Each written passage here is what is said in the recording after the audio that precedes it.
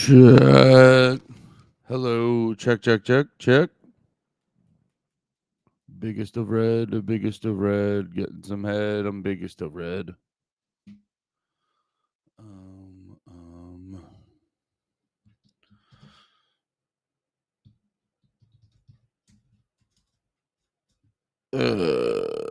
Big Pat George. Friday. Talking. IN apostrophe talking. We'll be talking. ABBA and Django Unchained. Heck yeah. Heck yeah, boys and girls, girls and boys around the world. Waiting for everybody to get in the mix. Waiting for Patrick to get in the mix. Thank God Twitch notifications broke me out of my morning doom scrolling. Hell yeah. Sorry I haven't been streaming as much this week. I've been focusing on, God, I got to remember to moisturize. I do not moisturize ever. That's why I look like this. Dirty, I'm just a dirty, pale honky. Just a pale ass fucking honky. It's Pat George Fridays. We secured him for another day. It's been a good streak of Pat's just, we've been doing a lot of positivity booking Pat. Just been very consistent with it.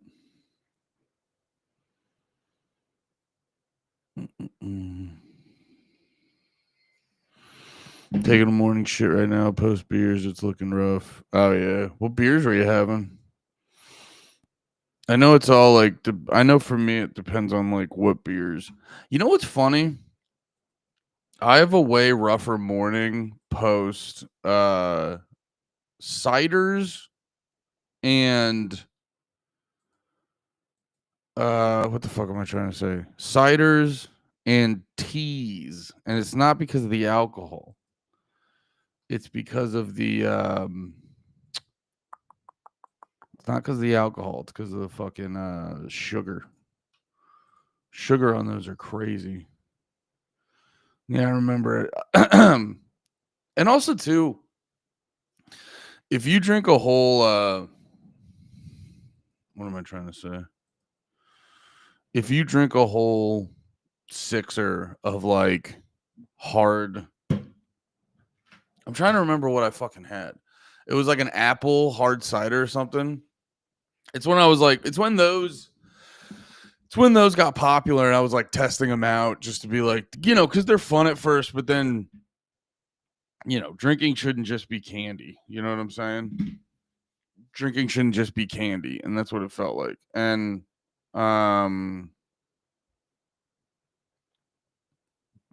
drinking shouldn't just be candy.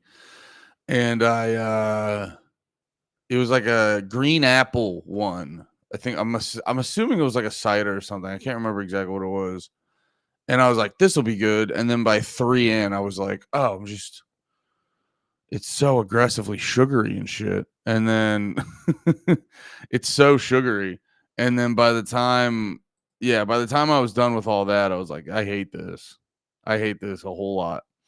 So like, I don't know. I'm not a big cider guy. I don't really go out of my way to get ciders if they're there, and I'll throw it in the mix.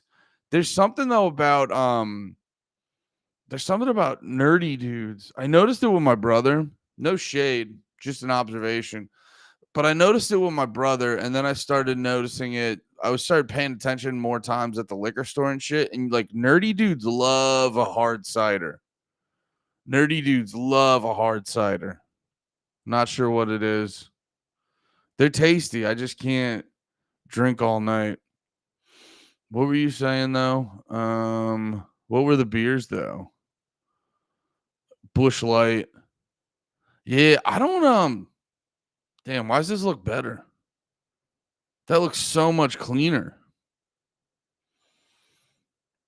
I like the wait, did I get in on, like, a different layout on my Streamlabs or on my Restream? I can forget what fucking website I'm on. How much better does that look? That looks sick. Bush Light. I actually gotta give it props to Bush Light. Now, I'm not gonna do a whole night of Bush Lights, but, there's this one bar down here that sells Bush Lights real cheap, and I was crushing actually, no, you know what? It wasn't even just that. I just picked some up at the store the one day out of curiosity. My only problem is the Bush Lights, like, they're not they're like their drop off in taste compared to Miller Lights and Bud Lights and stuff. It's a pretty decent drop off, and to like not be like if I go to HEB right now, I think a sixer of Miller Lights is probably going to be like $10, and then a sixer of Bush Lights is going to be like 8, and I go, brother, that's got to be 7 at least. You know, it's the same way as like the PBR Light respects you as a customer, because the PBR Light. So funny. Sorry, I'm on this website. It's who makes search bars and who makes search features anymore? I went to HEB's website and I typed in PBR. Where the fuck's my head at? Oh wait, no, that's the only thing. Anyway, I'm getting too mad at that. But yeah, I searched PBR Light. Maybe I need to do LITE. No, there's just certain. Yeah, because isn't it light sometimes for? Yeah, exactly. What the fuck? Oh, you want me to type Pabst Blue Ribbon?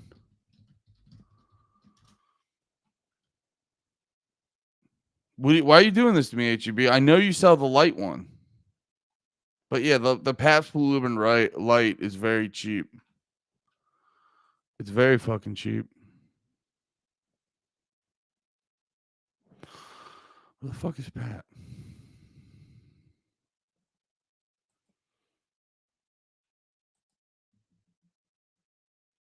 Did you not see the link? What the fuck, Pat?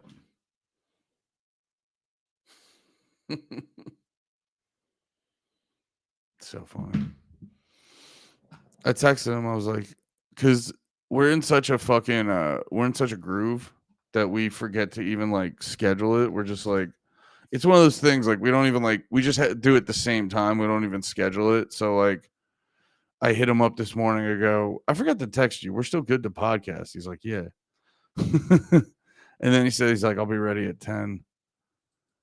And it's 10:13, Pat.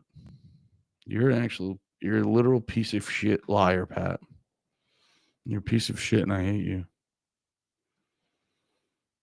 Where is this fat fuck? I want to podcast with my friend. You fat piece of shit. I want to podcast. I want to podcast now, bad boy. Hard iced teas go hard, especially. Oh, I wanted to say too, because like the Hangover Bush Light's sure to go down like water. Yeah, but like there's something about it that like the taste isn't satisfying. If I'm gonna drink water, I'll get some Coors Lights. Coors Lights is my favorite water beer, and then Miller Lights. I'm a fan of their taste. And I got to be honest, I got to give it to Shane. Bud Light's way better than I used to think it was. Because I think just like coming down to Austin, you know, if we go over to Shane's, it's Bud Light's on deck, obviously. And then the Bud Light dudes hit up Nate with like a shitload of beers. So Nate, thinking he was going to get sponsored, he was like, we have to drink Bud Lights on the podcast. It wasn't like that. I'm being a dickhead. It wasn't like that. But we were drinking more Bud Lights, and then after time, I was like, Miller Lite's still my favorite, but I actually I seek out a Bud Light more now than I used to.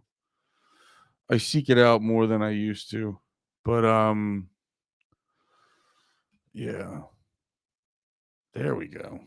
Okay. Pat saw it on Instagram. I think we're going to get around to podcasting sometime today. Sorry, guys. But yeah, there's something about the flavor of like the general flavor of Bush that isn't as satisfying to me. The Bud Light controversy ruined us as a country. I don't know. I get it though. People act like that. I mean, not to talk about trans stuff for the 1 millionth time, but you know, I don't know. I don't know.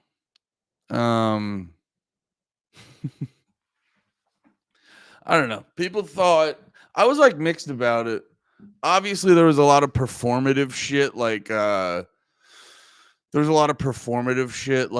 Kid Rock and stuff like that. But it is, you know what it is for me, because you guys know, like generally speaking, I don't have like beef with any of those communities. I just go, I always my bigger thing I always try to bring up is like the fucking who's texting me.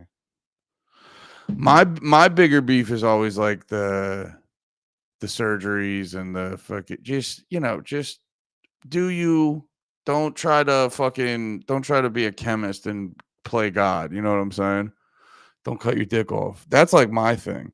But then also too, I was thinking about it more too, where a lot of these like companies and businesses and shit like inorganically shoving it in there, and I go, that's a fair response to that shit. Where it's like, yo, stop with this hella gay shit. Speaking of which, what's up, Pat? Hey, Pato Gato Jorge, foreign yeah, language expert. yeah, I know all the foreign languages. Give me one. Okay. Russian. Yep, that's one. Oh, damn. I told you. I mean, you're not gonna stump me. All right. Scandinavian. Absolutely. Yep, that's foreign. Right. Yeah. African. Yep, that's one of them. Hell yeah. That's actually my book. That's one of them. You must be one of them. It's your new book. The Others, ranked. I see you. How you doing, buddy? Pretty good, man. There's a bunch of stuff that I selected for my computer before this, and none of it was selected when I started this. So just bear with me for a second, because your volume's coming out of my TV for some reason. Yeah, because that's not this thing. Because I picked that thing earlier, and of course I would understand why it wouldn't do that, because I unplugged it out of anger. Tell your TV stop being a big piece of shit. Well, I mean, it hopefully it heard you, because I just switched the sound to it. Do you hear that? Hello, Andy, do you tell him? Andy Malfrina. Connected. I love how they call it default. And it's like, well, if it was default, why didn't you fucking do it in the first place, dick shit fuck? Hey guys, how you doing? Welcome to the show.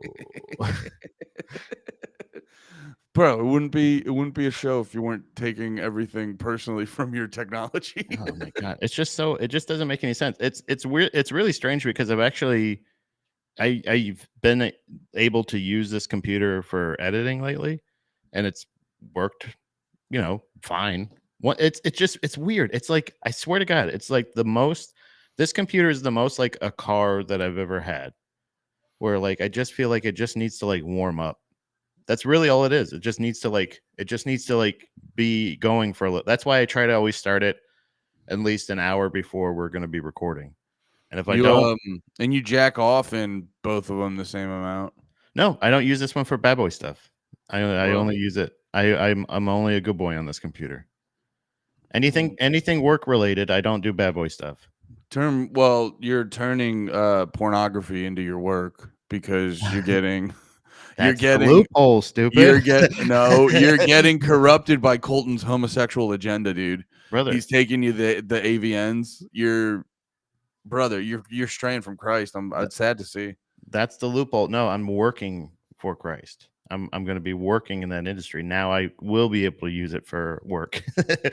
Yeah, you're like, oh, you're gonna be going around to those ladies just being like, "Hey, Christ compels you," and then they don't do anything, and like, I tried, and then Yeah. it's just you in a dog mask getting fucking pegged. I guess that's it. I tried my best. Yeah. Yeah, I think the beer Mount Rushmore. Beer. Oh yeah, we were talking about beer because Steely Dan was hungover from Bush Lights, and I was saying like actually I've had worse hangovers drinking spiked teas and shit like that, but it's because Yeah. of the sugar. Yeah, that's a in general, I think drinking like hangovers in general are the sugar. It's the alcohol being like or changed into or transferred into sugar in your body or some shit like that. That's why I always like it was the weirdest thing. Anytime I would get like super drunk, I would wake up at like 3 or 4 in the morning and just like be like up. And I always like, why the fuck is that? Like I Because would you're just dehydrated. dehydrated, and I think it's the sugar, like their sugar process, like the alcohol getting turned into sugar in your body, and you get like you're up, you get that little sugar jolt because Maybe, it wouldn't last, yeah, and it would maybe. I know it's definitely a big part of it's dehydration, but yeah. But I so any of that stuff, I think my Mount Rushmore was like High Life, uh, Paps. I love a Paps. Honestly, I really like Lone Star a lot. I think Lone Star is really good. Lone Star rips pretty hard. And I don't know about a fourth. I guess Yingling. Yingling's pretty consistent too. I really do like those. I'm a kind of a basic bitch. I used to really like the IPA shit. There's a beer called High Lie from Tampa that's really good. Yeah. But like we're talking about come on. We're talking about mileage here. We're not talking about like taste or quality or even still. I think High Life is a fucking solid beer. It's underrated. It's the Yeah. champagne of beers. Well, it's a solid cheap beer because it's cheap and it's very, very drinkable. It Yeah. doesn't have Very drinkable. well, no, it doesn't have I don't know how to explain it, but like there's because Oh, it's this is a good one. a lot of dudes who are drinking like that, meth, heroin, Xanax, acid. That's a solid lineup. Oh, A lot of dudes who are drinking that stuff, they want to like go. They want to rally. They want to go for a while. yeah. And there's like a lot of beers once you hit the 6, 7, 8 beer realm, there's like a twang to them that you're just Yeah. like, I don't want to keep doing this. That's why I was never a fan of what's the Jamaican one? Red Stripe.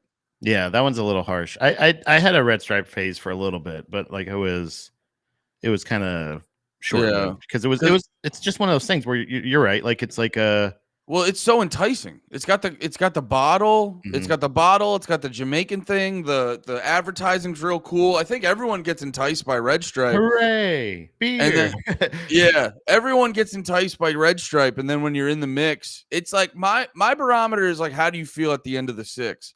And like at the end of like 6 Coors Lights, 6 Bud Lights, Miller Lights, I can go for 6 more, brother. You know what I'm Yeah. saying? Well, I think that's the point is like if you're talking about for my Mount Rushmore, it's changed over the years where before it'd be like I really like Dogfish Head and I also like High Lie and I like this Cigar City Brewing thing, like all the shit like yeah, I was more of the experience, not like the longevity like you're talking about. I want to go.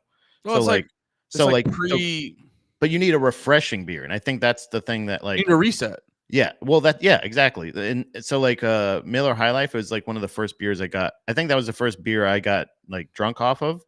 And I remember we had helped my buddies set up they were like setting up for a outdoor show in one of their backyards, and Mhm. we had spent all day in the sun in Florida, like setting this stuff up. And they were like, they had these ice cold Miller High Lifes in the fridge, and I was just like, and I literally I was like at the age still where I was just like, I don't know if I'm allowed or like, is that okay? Kind of thing of like, I was still kind of not really nervous of getting, but I was so hot and I was so like thirsty that I was like, really, I was just out anything. I don't give a shit. And I like chugged those, and I was like, this is yummy.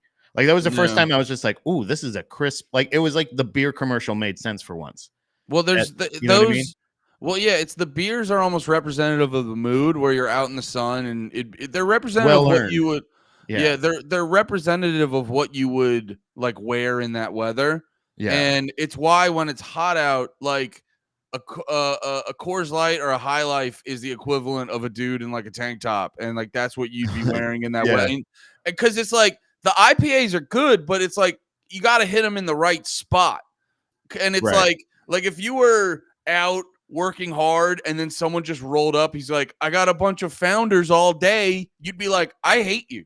Yeah. Like, what are you I love Founders all day. That's like one of the most drinkable IPAs. But if they rolled up to, like, if we were doing a day drinking hang and someone rolled up with those, I'd be like, what are you doing, man? This is added, like, the IPAs like that are for at a party in the evening when I've already polished off 2 or 3 Miller Lights and I go, yeah, fuck it, I'll throw an IPA in the mix. That's what they're for.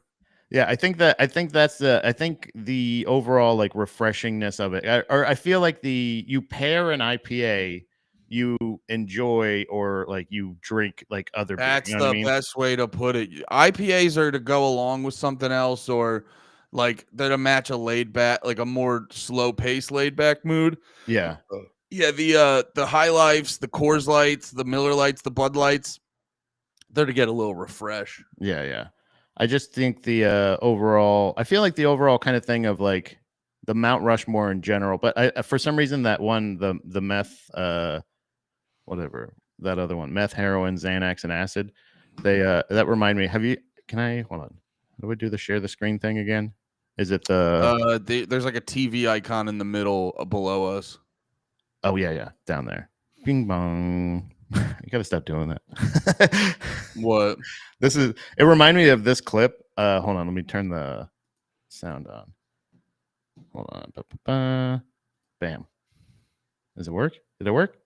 Go on now. Yeah. Have you seen this? I don't know. it's just such a funny. I don't know why this made me laugh so much. Hold on. Found a bag of meth over there. Really? No, where? Yeah, over there. Picked it up. You did? Yeah. Let's go. You want it? I mean, we can just go get. What are you putting gloves on for? What? Oh, Matt. Yeah. Matt. Aw, you dog. What? You dog. What'd you think it Giving was? those away, really? No. I thought maybe a kid had lost it or something. I just love the fucking the sadness in his eyes, dude. So yeah, sorry, go ahead. No. Keep the hold on to this because I'm so glad you brought this up because this goes transpose this onto a thing I've seen recently that is in the same vein but substantially more infuriating. Boy, how do I? Okay, here we go. This is here. Let me show. I will steal the screen for a quick minute. But yeah, this is going around line. I almost hate to post it just to like show this guy's face again, but It's one of those YouTube videos. We can't say that. It's a big 2-5. This is not a car lobby, so stop saying that. You're right. Do not put that. I don't. I have an actual job. Do not put that in your video, please. I pray for you, man. So you're gonna put it in the video?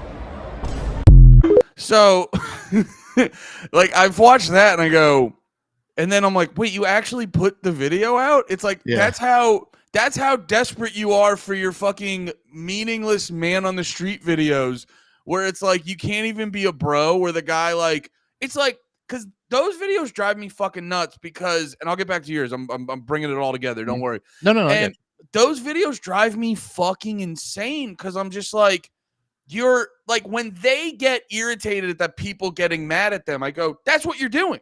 You're trying to get them mad, so then they get mad, and it's like you're putting this online purely because you know it'll go viral because of like all the implications and shit. Yeah. And it's like, dude, you're out there all night making a bajillion videos that are all, you know, they're meaningless. You're not adding anything to the world. Like the only value it comes out of is a fucking dumbass like me trying to extrapolate some bigger thought from it. It's the only remote value coming from your content. And you're going like, nah, I'm still going to post this thing I know will get this guy fired. So That's like the one end of the spectrum. This is the and because I'm not a fan of these, like what you just showed, the fucking they have glasses that look like yours and there's a fucking hidden camera in them. And it's like, even if that guy didn't have a video in his glasses, it is still like, so if someone comes up to your counter at Walmart and they offer you meth, you'll just be like, yeah, I'll take some meth. I think that's the funniest thing. Well, that's so fucking funny. It's like the excitement. He's like, no, oh no way, and he's like, why are you putting gloves on? Can you please pull it back up? Like he can't control himself. He's so excited to have the opportunity to have meth. And he's just like control himself. He lights up. Like that's the point of like I think it's so funny because it's like it's a hold on, let me pull that back up. Bro, I get it though. Go try this next time you're at the creek. Just find a random group of comics and just say, all you gotta say is this I got it. No, I got Adderall. And watch them light up. But like when he goes, I just found a bag of meth over there. Really no way where. Yeah. Really no way where. Like he was like he said that all it was not even one sentence. It was all one word. He goes, really no way where. It's the best moment of his week, dude. Yeah, because he like looked over, like he's like, wait, was it somewhere I was, or was it like I knew that guy had something?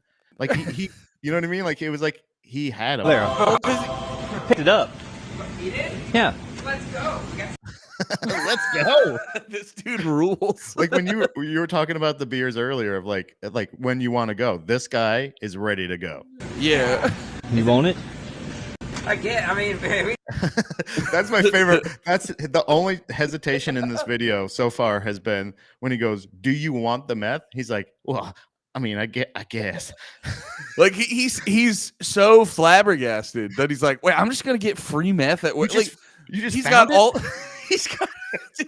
He's got all of his coworkers around him. They're all staring at him. Like his coworker, like either this guy next to him is either new or he's the guy that's like never really comfortable in the situations when he's like, yeah, I guess T-Bone, we could do that if you want to. No, I think that's his manager. He's got the vest on. He doesn't have any of this like the hairnet or anything. Yeah, he's definitely in charge of that guy. And this dude's just in front of his boss going, "Oh, yippee-yay, boy, oh boy, meth, free meth, hooray!" Boss, can I go on my break early? Like he looked up, Tony, can I take my 10 early? Tony, how much PTO do I have? Can I leave early today? Yeah, he's not even talking about the day. He's talking about, can I have a week off? He found a bag of meth. A bag, dude. How big's a bag? What are you putting gloves on for? What? Matt. Yeah. Matt, you dog. What? You dog. What'd you Were think you it giving was? those away, really? I thought maybe a kid lost it or something. What's the matter? You're messing around with me, aren't you? I thought you said bag of Oh, Lord, no. No. That's the manager's relief of like, I thought I heard meth too. Good thing. This is fun. We can just look this over. The manager's just like, I'm so glad you said math. I need this job, and I wouldn't have been able to control myself either. I was going to do the math too. I just noticed you're filming me, and I got a little hard too. Lord, no. What's up with the clown? Huh? Got him. Love y'all. This guy rules. Got him. Love y'all. Fucking rules, dude. Dude, it's one of my favorite videos recently. Oh boy, wait, what did he say initially? Oh, where he's like, I found a bag of math. Yeah, he said math, and then, but obviously he said meth. Like, but what does the guy behind the counter say? He's like, oh wait, but oh boy, where was that? Oh no, wait, where? Oh no, wait, where?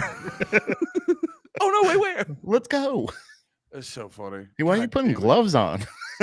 Yeah, I generally speaking, I despise the whatever it's called, Slavs Meta Ray-Ban, whatever that shit's called, because it is crazy. It is crazy how you just can't have those. You know, I feel like there's no spaces where you can just have those moments where you're a complete fucking retard like that, unless it's like an established, like, you know, you and me, it's like we do a podcast where we intentionally try to have different thoughts and say crazy shit and or some shit like that, where it's just like, but it's like I don't know. You're just a guy who's going out and you're wandering around a Walmart or you're going to the exit of a sports stadium intentionally antagonizing people. And it's like, can you believe he called you a gay slur after you were the most annoying person in the world? You're like, What in that's the way usually, where? yeah, it's like, wait, where's the gay slur?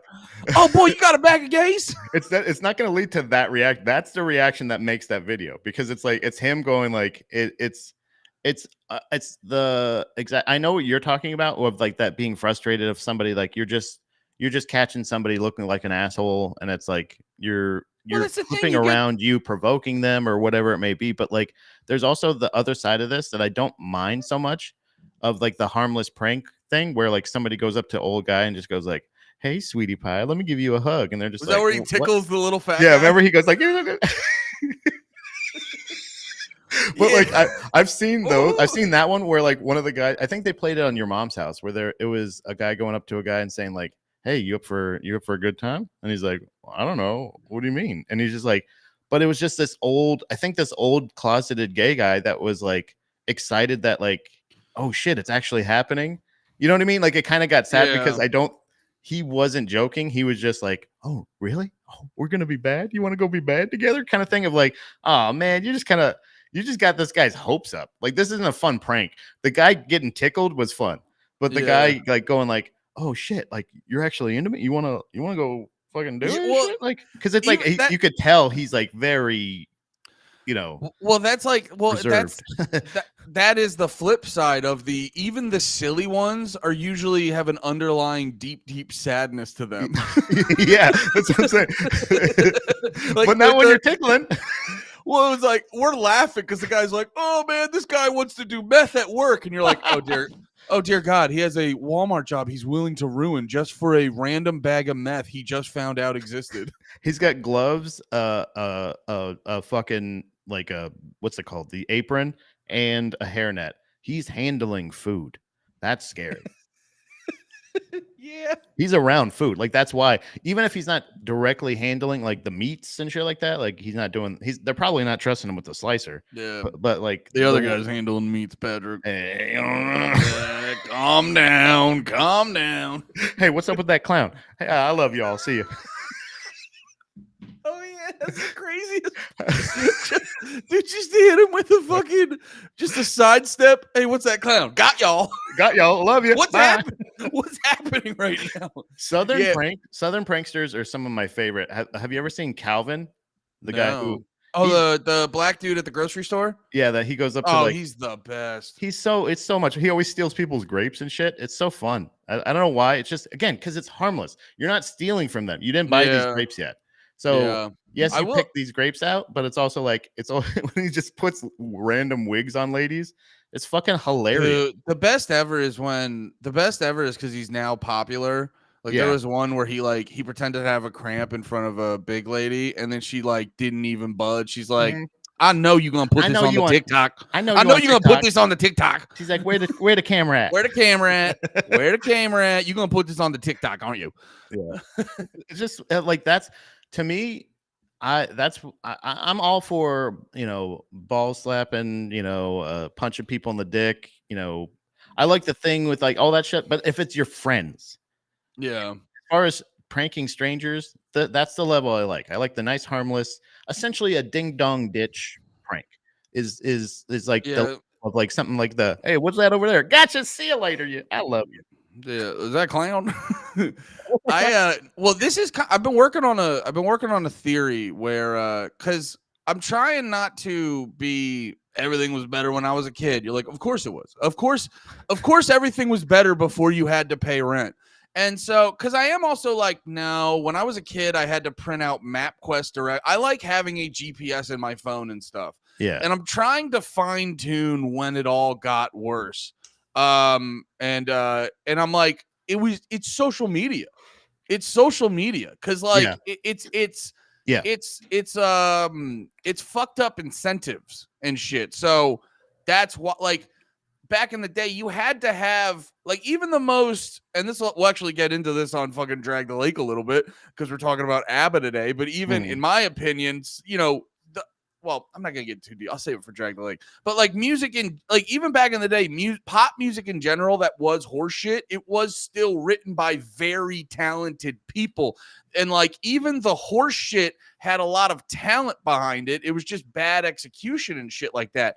And like that, they just didn't care. That was all it was. They just didn't care. Yeah, they had the ability. They just didn't give a fuck. That's the thing. But there still needed to be something that got the people to your thing. Now that the shit's just in your fucking hand, it has nothing to do with quality now. It purely has to do with attention. Does it grab? And that's why some of the best content that in like some of the most engaging content is a dude just trolling people and ruining their lives because it gets people talking and stuff like that. And I legit think, because I remember I was talking about it on Panties, and I think the phone was bad. Like, I think, and then I'm like, no, there's a lot of good things. Like, there's a lot of music I get to listen to now that I never listened to back in the day because of my phone and technology and streaming. And I think it's social media. I think it's social media is the equivalent of like, you all have a big friend group and there's that one drunk girl that likes to see her boyfriend fight, so she causes problems and shit. And it's like, we were just joking, but fucking Darlene wants to see Big Earl beat some dudes up. And I think that's what fucking TikTok and Twitter and stuff like that is. And that's why, like, so I've erased, that I was gonna I'm essentially, it's probably you're purging yourself. I gotta give you credit. It's why I think it's been a minor reason I've been thinking about this stuff more, because at first I was like, man, that's a lot. And I go, man, Pat's probably happier. I'm definitely like, I don't miss Twitter even a little bit. I gotta rein back the little bit of, I love, again, Reddit is perfect because I can just go to like what's popular on Reddit right now. Yeah. And like, so like I have the ability to go into my cesspool, other people my cesspool. Yeah. Exactly. And other people already went through it and told you what was the interesting shit. Like what is everybody talking about? Because that's the thing, is that is still the internet. The internet is important in that sense, to be like, yes, it does connect us all. Social media doesn't connect fucking anybody. All it does, it's literally a tool. I am more convinced of this than ever since erasing my Facebook and my Twitter, and nothing changes at all. I still have the Instagram. I still scroll Reddit, but Reddit again has a thing where I can go to what's happening, what's the news things that's happening, what are sports things that are happening. I can just go through what's an unfiltered, not just like what's an unfiltered thing that's going to make me pissed. Yeah, exactly. Yeah, not just what's clickbait, what's this, what's that, like. And I also I've been basically using Reddit as the internet in that sense, because like it's the front page of the internet, brother. Isn't that on the website? Is it really? That would make sense, because it's a nice good sampling of a bumpered like internet. It's got the bumpers up like when you go. And you bowling. Love a sampler. Yeah, I love samplers. You love a triple dipper. Brother, we just went to Chili's last Monday, and you guys went after the pod, right? By the way, that's probably going to be the go. We're not going to do sushi every time. Like, that can't be. We got to get Dave to Chili's, because that's the answer. They got the booze. That's all you want, Dave. We know that.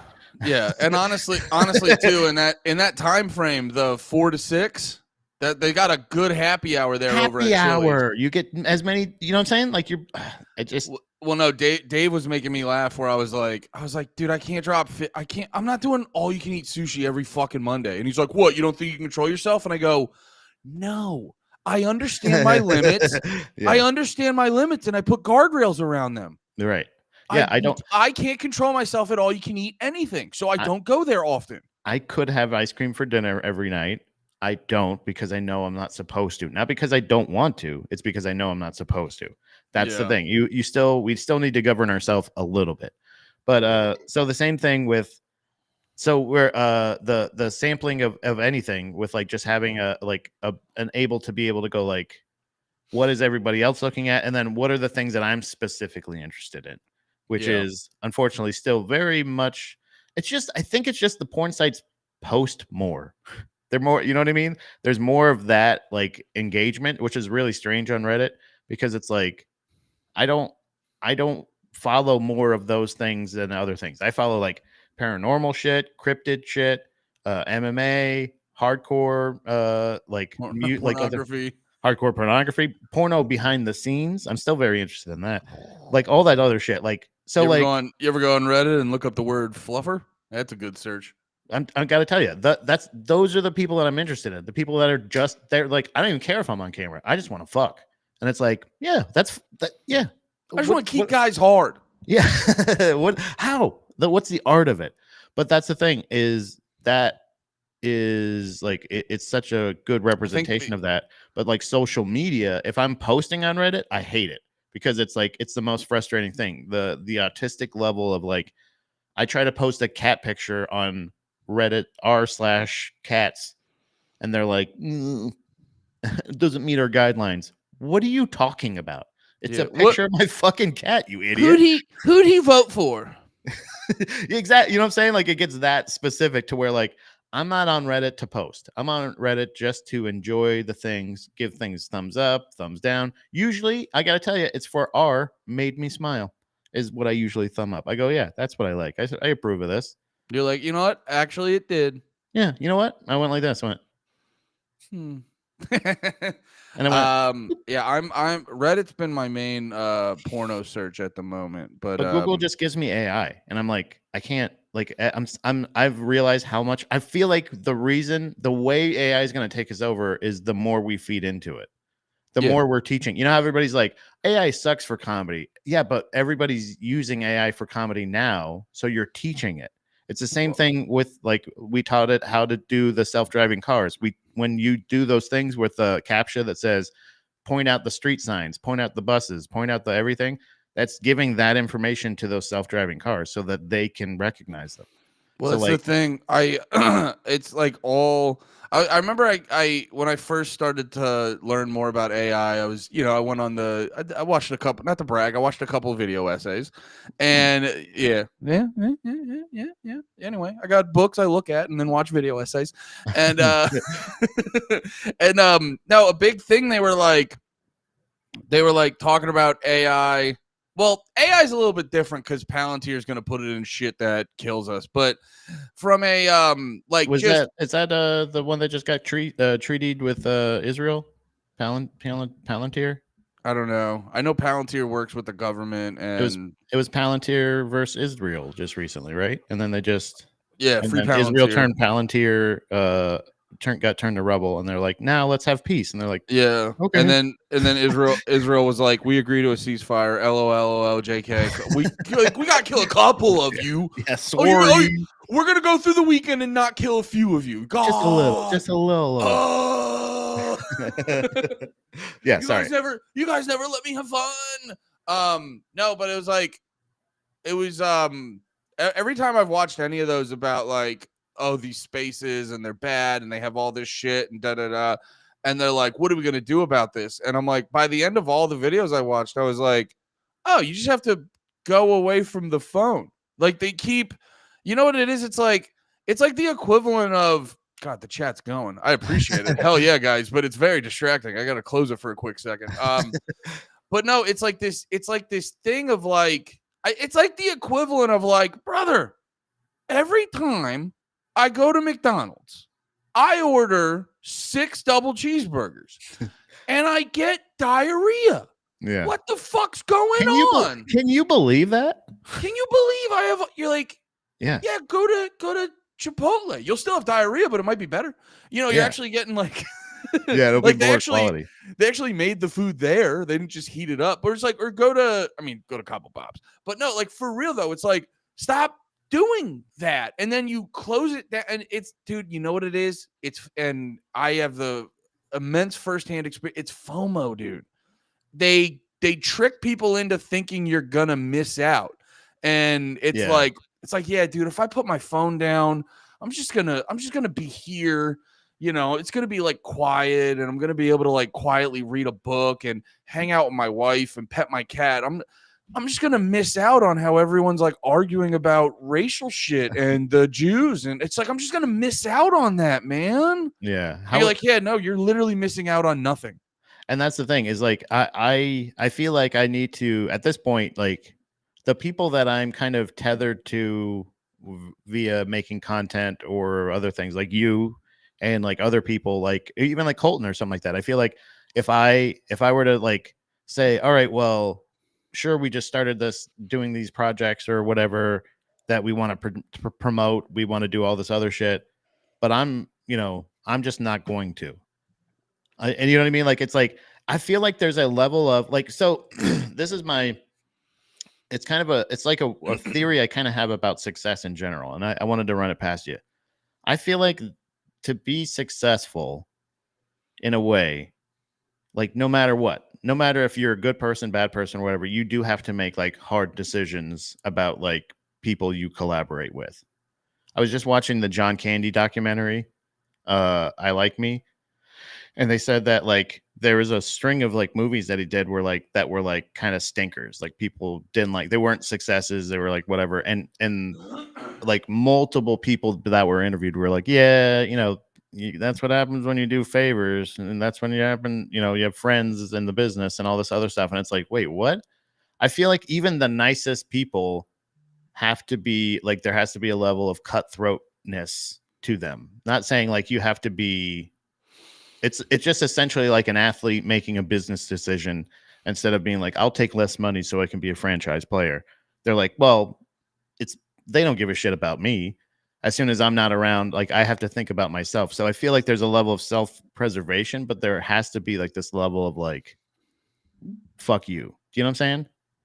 Yeah, I mean, it's not even like a fuck you. It ends up being a fuck you inadvertently, but it really just is a start with like, I'm sorry, man, but like, fuck you. I'm really, I gotta. Well, no, it's you know more what I mean. Like, well, the fuck you implies you owe the other person anything, and it's like, I don't know, the people I would owe anything to is like my wife, my parents, like my brother, and like close friends like you, Nate, and what's the other guy's name? No, Lemare. well, that's what it comes down to is Like thing that, thing of like I had to do this myself and I had nobody. I would just want to thank the people that supported me, and it's like, but it always takes a village. But like it's just it's your mindset of like you have to be in it for yourself, but also willing to accept help or like assist or anything. Like you gotta just look out. It's like you gotta look out for yourself out at the end of the day, and it's like a lot of people. It's like you just gotta you gotta be able to identify the people who are more like using you versus like a perfect example is like me and my wife love each other because we see the potential in one another. Yeah. And like we love that and we want to make that better.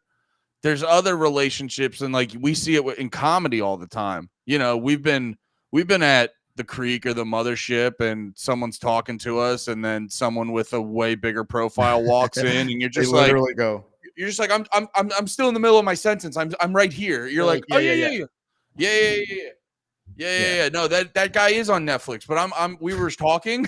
Yeah, cool. Like literally just finish the conversation. Just be like, I've done it before where like and not because somebody else that came in, but literally I just wanted to end the conversation with somebody. I'm just like, oh, I'm gonna run to the bathroom real quick. I'll be, like it's literally you can end a conversation civilly, but the level of lack of civil, like, yeah, or even just like just treating people like humans in this area, like you said, it's just like they look through you to somebody else, and it's like, wow, that's great. Like, but those are the people that are.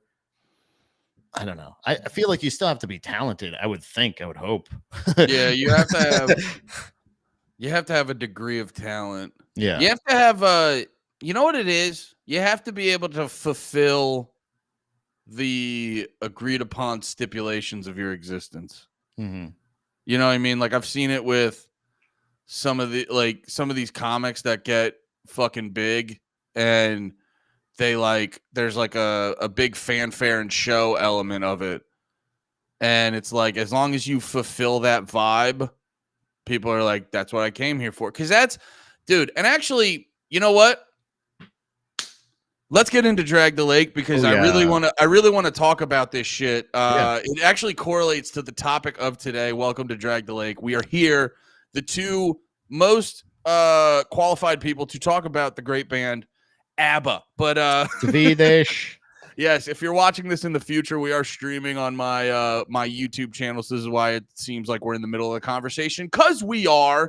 But but no, I was saying about, like, you were talking about, like, people, you know, do people have to be talented to get popular the same way and this and that? And I was actually, and this correlates to, like, listening to ABBA this week. It correlates to listening to ABBA. And also I was thinking a bunch about, like, that new Taylor Swift album. And I realized the big thing with, like, this shit that gets big and popular and this, like, pop stuff is it gets to a certain point where it's like, once you break into the, like, collective consciousness, pop, mainstream ecosystem, it gets to a point where it's like, it's not so much about, like, writing just straight up new, good, innovative music.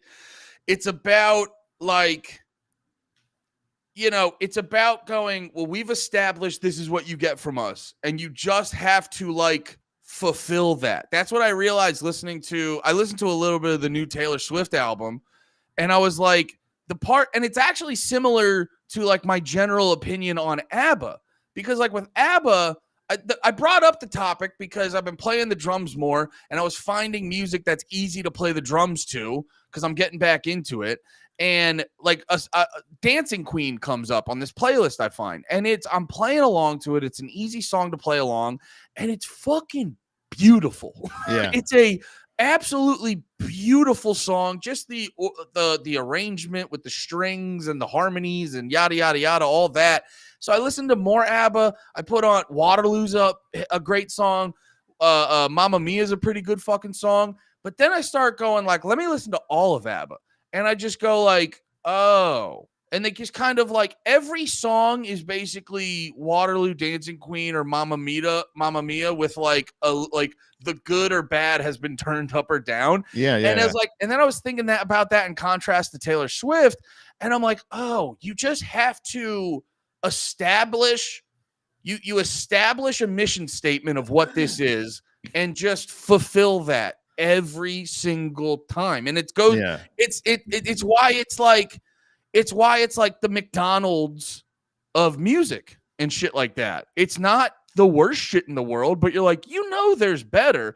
But it's like people who go to McDonald's are fucking addicted to it, and they'll just be like, no, I got my 10,000 McDonald's points, I'm gonna get a Big Mac. This is the new saying for you to hum in your head while you're cleaning, while you're washing dishes, or while you're doing something, while you're at work, where you're just like, because that's the thing is, I think when you brought up the topic, I can't remember if it was me bringing up the hologram thing or you bringing up ABBA, and but we talked about, there's like this whole residency that they have, this hologram ABBA show, or ABBA, whatever the fuck you want to call them, show. I call them ABBA. ABBA. I call them ABBA. ABBA. That'd be cool. Like hardcore. ABBA. Or if they do I would buy that ABBA shirt. No, I want to see straight edge ABBA where it's XABBAX. Yeah. So but there was like this whole residency of, like, it's just hologram versions of ABBA in their prime dancing around and shit like that, and then ABBA songs. So, like, it legitimately came out to be the thing that I joked about with bands being like, oh yeah, after a while, you're just going to see the songs. They're not the band anymore. You're going to see AC/DC songs. You're going to see ABBA songs. Eventually you're going to be, I would assume some of the Rolling Stones will eventually die. And eventually they'll start to, like, because I gotta be honest, industries. I don't know if they will. It's really hard to say. Like, at this point, they should do some kind of super group. It's very hard to tell. If they can die. Yeah, you would say, like, you would want to say, like, well, I mean, half the Beatles are dead, and there's got to be, and they're not looking great anyway. So maybe, I don't know. I'm sorry, I'm pulling up the ABBA thing, and it is, like, fascinating. It's all so fascinating of, like, why do you guys want to do this? Why do you guys want to go to? Oh wait, why did Blondie Heart of Glass come up? Yeah, I was like, whoa, yeah, whoa. But yeah, you just, like, I'm just gonna go. It's like I don't even I can't fully process it. Where it's like, oh They're yeah, not we're gonna showing a solid. They're not showing like a solid clip. It's just like it's like 3-second clips of everything. They're cut away, cut away, cut away, cut away. yeah, So you can't tell that if people actually like it, if it's anything. But like those are all holograms. That's all fake. yeah.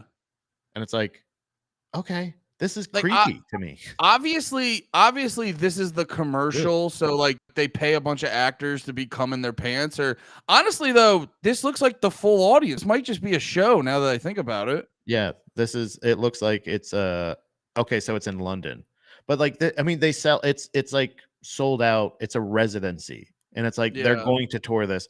And to me, and it's funny because like you said, like ABBA has like they have hit songs, but also like, and they have like Mamma Mia. They turned it into a musical with all Yeah. fucking. So like I get it, but like I don't. Do they have?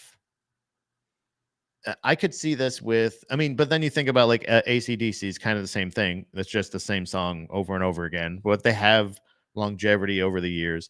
But like, what a Rolling Stones, Kiss, I think is doing this as well. Kiss is doing, Hologram. they're going to be starting it because they retired. They did their last show, I think, in Madison Square Garden last year, and they're going to be doing the same thing. Now, Kiss, I feel like kind of does have the body of work, but as far as the deep cuts go, if they're just like, okay, that's kind of like Mamma Mia, but it's it doesn't have the chorus part. Oh, that's like this, but it doesn't have this. It's wouldn't I guess what constitutes, because ABBA is a great band. Don't get me wrong. I've enjoyed listening to them. Yeah. I think that it's a overall it's like they're a pop essential band. But again, like you said with Taylor Swift, like it might just be, I think the theory is more like just write as many versions of songs as you can. So like like punk songs, you have 3 chords. Well, do you want to play them slow, fast, however you can play them reverse, you can play. So then you have so you really have 5 songs that you can do over and over and over again. And like if people like them, who gives a fuck? It's just throw it at the wall and then see what sticks. Well, so yeah, and that kind of segues into another thing I was thinking about a bunch too, because especially with ABBA, this reminded me where they're from, Sweden is actually like the biggest exporter of pop hits.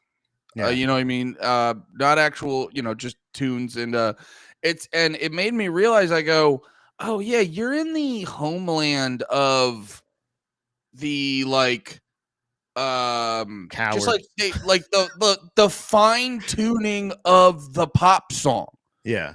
You know what I mean? Because like ABBA comes out in the 70s. ABBA's popular in the 70s and 80s. We were talking about that earlier in the stream, where that's like the time period where you can write, just commercial bullshit, but you have to be talented to do it, just with the limitations of technology. Yeah. And then technology gets better and better and better.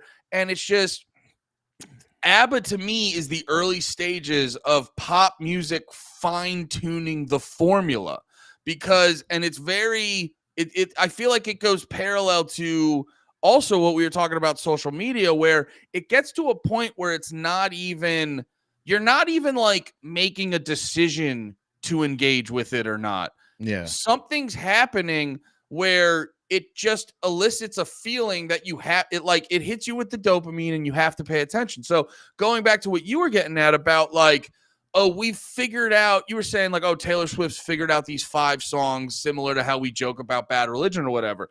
But like Bad Religion does it in a more like punk rock. This is what it like. It's like they got artistically fulfilled on 6 songs and then repeated that formula. The Taylor Swift model, and what I think ABBA is sort of one of the originators of, is like I think it's down to the point of like, what are the chord progressions that get people like involuntarily like, connected? They've done the Moneyball. Like ABBA has done the Moneyball with fucking pop. They've done. I'm gonna write that down. Pop Moneyball. That's what they are. It's just basically they go like, we figured out these 3 things make your head tingle. So like, here you go. Hey, speaking of, I kind of breaking news as far as to me at least. Ace Frehley died. Do you know that? from Kiss. Oh, really? Yeah. Like I saw that in the chat. I just fucking double checked it. Not saying that you're a liar, anorexic, dyslexic, but that's like it was 18 hours ago. Apparently, died at 74. It's crazy. Fucking Damn. rest in Kiss. Hell I yeah. actually, honestly, glass. Rest in peace. You know, I'm glass half full, Andy. I got to tell you, whenever these old school rockers die past 70, I go, that's way more than I think you even thought you had in you. Especially Right. with like when you hear stories of like Ozzy was the craziest one, like doing motherfucker used to do lines of ants, and then now he's made it to fucking his 90s or whatever. So yeah, I was never a big Kiss guy. I enjoyed the hits, but broadly, I'm not gonna pretend like I fucked with them too much. Well, I will say what was their like disco-y song? I was made for loving you, babe. Killer song. That Great song goes crazy. And that's I'll what I'm give them. saying. They have that residency type shit that I think they can do because they were a spectacle band. Yeah. Alice Cooper was as well, but he was more of a Godfather kind of thing.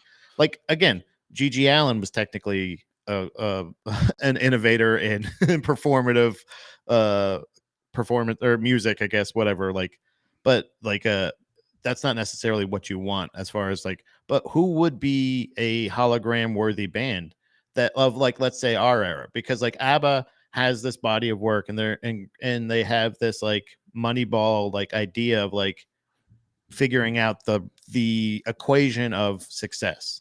So then they're like, okay, let's do this. And they just and like all because that's the thing is no matter how much of their music you know, like they're successful. That's undeniable that they're successful. And them being a European band, there's also that level of pride. So like when a fighter from a region is really successful or becomes champion, they usually come home to like a hero's welcome because they're like, holy shit, somebody from our country is world recognized in this thing.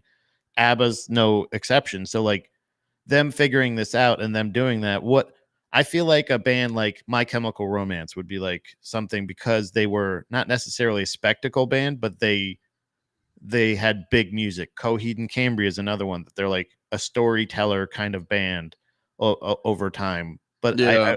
I wonder if there's many bands because like Blink-182 success wise makes sense, but they were just three dudes standing on stage. You know what I mean? So like but then you look at that and you're like, well, they're just holograms of them fucking standing on stage and then a bunch of lasers around them. It's all fucking fake. You can do anything you want. But who would be body of work wise, do you think would be like of our era would be like hologram worthy? I gotta be honest, seeing one band as a hologram sounds kind of dumb to me. It's like it is funny to do like to be like, oh, we have this insane technology. Well, here's a shittier version of something you can go see at a bar. You know what I mean? Yeah. I'd be like, brother, give me the whole act. Fucking, I want to see John Bonham on drums. I want to see fucking Bruno Mars playing keyboard. Like, People that are still alive too. Yeah. Yeah, dude. Like, give me something that could never actually exist. Like, I want to see Michael Jackson doing like, I don't know, Billie Jean, and then Tupac does a verse in the middle of it. Like, show me something like that. Michael Jackson dancing with like NSYNC or Backstreet Boys or something like that in the middle. Yeah. Of like, oh, brother. Yeah. Well, that's like it's the same thing when they baby he.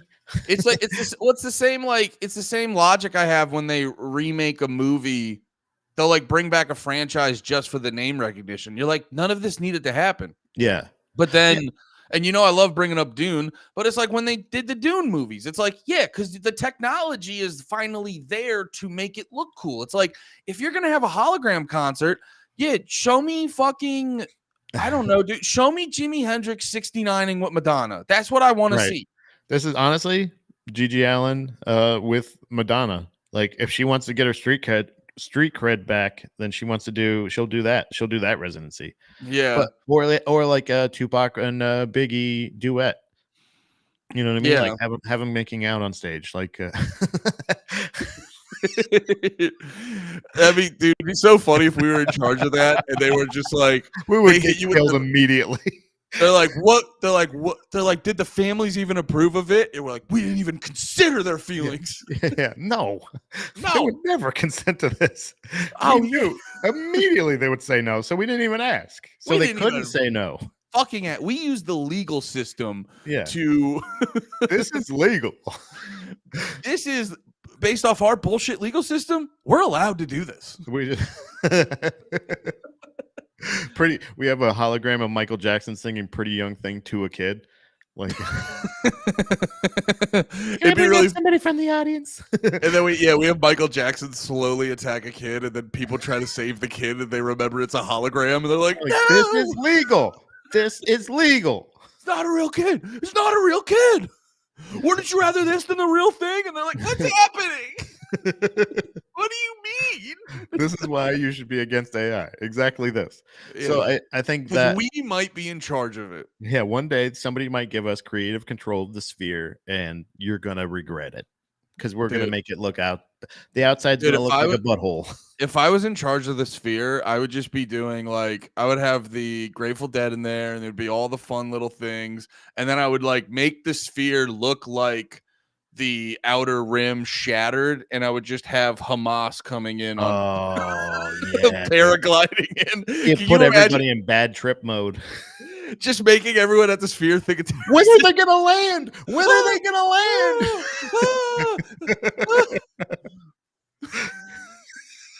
Can you imagine Don't put us in charge of the fucking sphere. Just- I'll tell you what. Hamas flying in?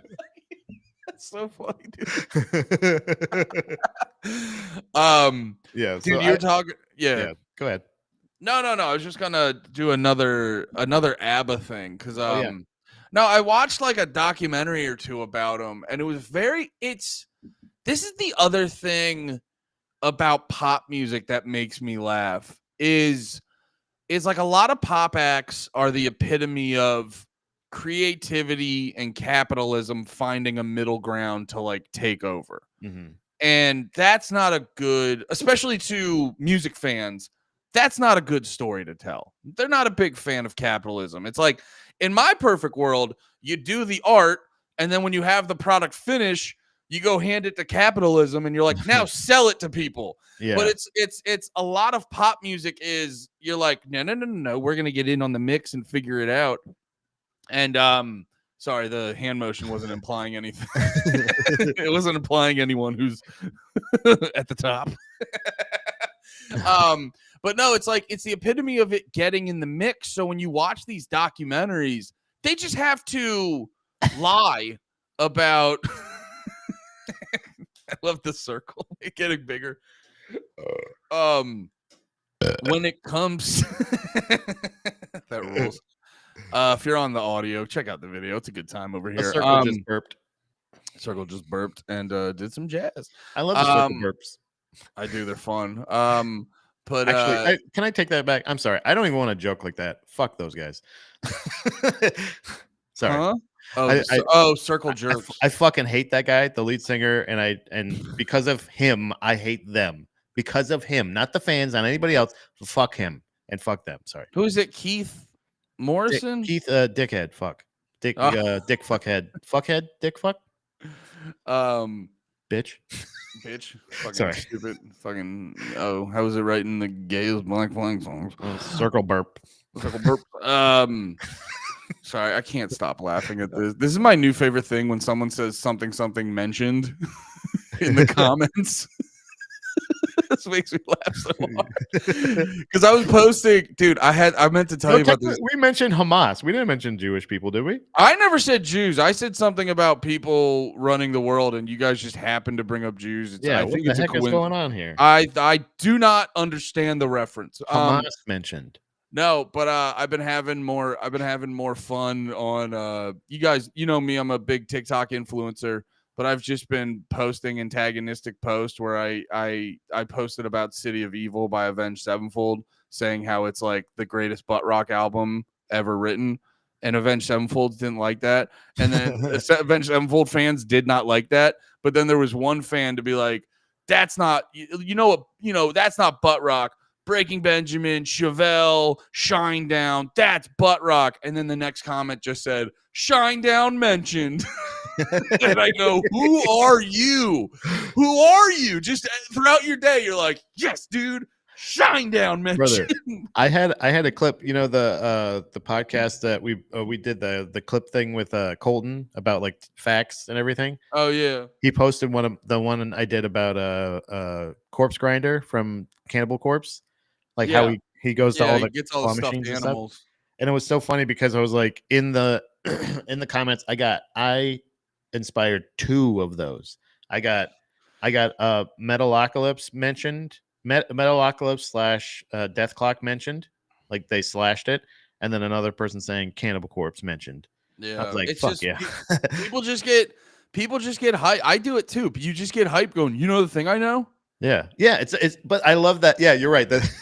That's funny that somebody did that with Jews. You know that the thing I know, Jews mentioned. Boom. Hit enter. He had it already in the bar, just ready to go, and he was just hovering over the enter button. Like, come on. No, it is funny. No, There it's it is. Boom. No, he's just at work. He's just at work doing his job, listening to the pod, and he's just like, oh, Jews mentioned. Switches over to a different keyboard. Oh, but the thing I was gonna, what the fuck were we talking about? I interrupted the document. No. We were, brother. Hamas riffs are way more important than talking about ABBA. But no, I was saying about the documentaries. It's like, yeah, because they have that, you know, and I again, I feel bad because I do like a lot of ABBA music, but it's the retelling of history. You could just, obviously I wasn't there. What if I was, dude? What if I was just in the background of all those ABBA pictures? You're like, you're the umbrella guy in all the ABBA pictures? Yeah, dude. I'm just a guy in a big fucking hat and a big trench coat. I see an umbrella inside every time. Honestly, dude, when they're in their flashy outfits and you're in the background with the umbrella, you really stick out. Look how pale he is. Oh, that's what. It's not even raining. Oh, he needs it for the sun. Oh. No, but it was like they have to like retell history because you're watching it and they're like, my favorite is when they're talking about like being in the studio and you're like, yeah, we were messing around with all this stuff. Herka-durka-durka. We were in the studio and we were messing around with these sounds and we thought, hey, you want to go do the thing we've been doing for the past decade? It's like, yeah, dude, it's like, that's not, you didn't have these, because the 1-2, they always talk about like writing the lyrics. And it's like they kind of acknowledged it too, which I think is the best version of writing pop lyrics, where if you listen to it on the surface, it just sounds like it's about a relationship or something like that. But they were doing that with their one song. But they're like, if you really listen to the lyrics, it's actually an anti-war song. Ooh. And you're like, yeah, but you still made sure to make it sound like it was about a girl. Like you still took the time. You still took the time to make sure it was like, oh yeah, but this is still at the end of the day the most marketable humanly possible. You know what I mean? It's like, no, you made a mainstream song and shoehorned in a message so you guys could say that stuff later. I don't know. The way that they rewrite history on a lot of these things is very funny because it's like if you watch it, it's very clear there's a corporate machine behind all this stuff after a certain point. And it's like they've earned a lot of their success, but there's a corporate machine. You figured out the perfect you've figured out the perfect recipe and you're pumping that shit out, man. Just say that. Yeah. Well, I mean, I think that's the thing is like, so pop songs, I think in general, pop songs are built different. Some people may have more of a connection to certain songs, or songs may come from a deeper place than other ones, I guess. Not as like surface level or just like commercial or whatever it may be. But I think the pop music is kind of built to get stuck in your head. It's like junk food. It's like for you to get addicted to kind of thing. Yeah. Whereas other art forms or other music types are more set up for Like, I'm going to put out what I think would be relatable and see how many people fuck with it.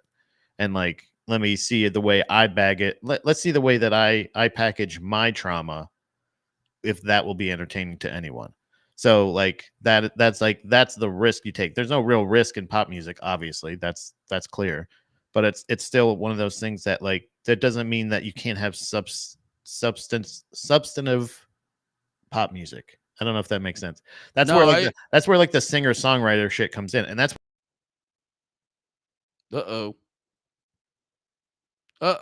we lost a Pat. What the hell? What the hell is going on? Let me get him the hell out of here. That was crazy. So I think Pat's internet went to fucking, where'd he go? Yeah, he's still frozen. Let me kick him the hell out of here, and I'll send him a new invite. Send him a new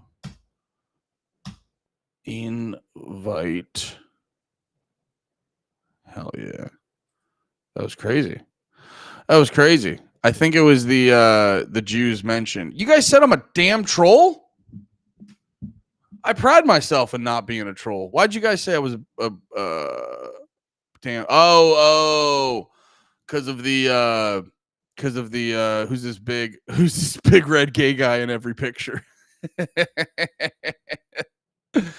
That's I'm a history troll. I'm just trolling everybody in the background.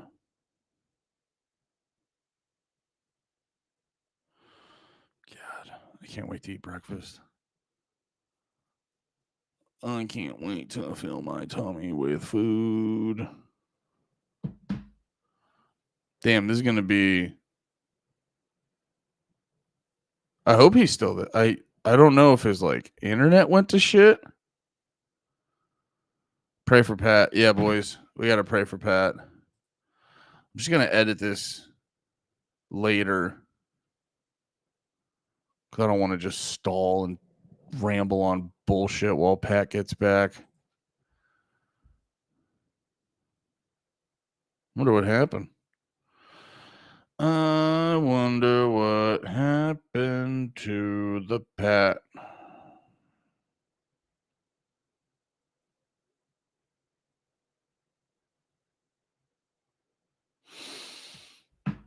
What happened to the Pat?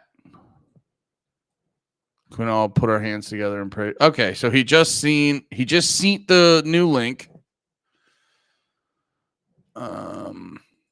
Yeah, dude, I think that Jews mentioned really fucked us up. That might have been the downfall.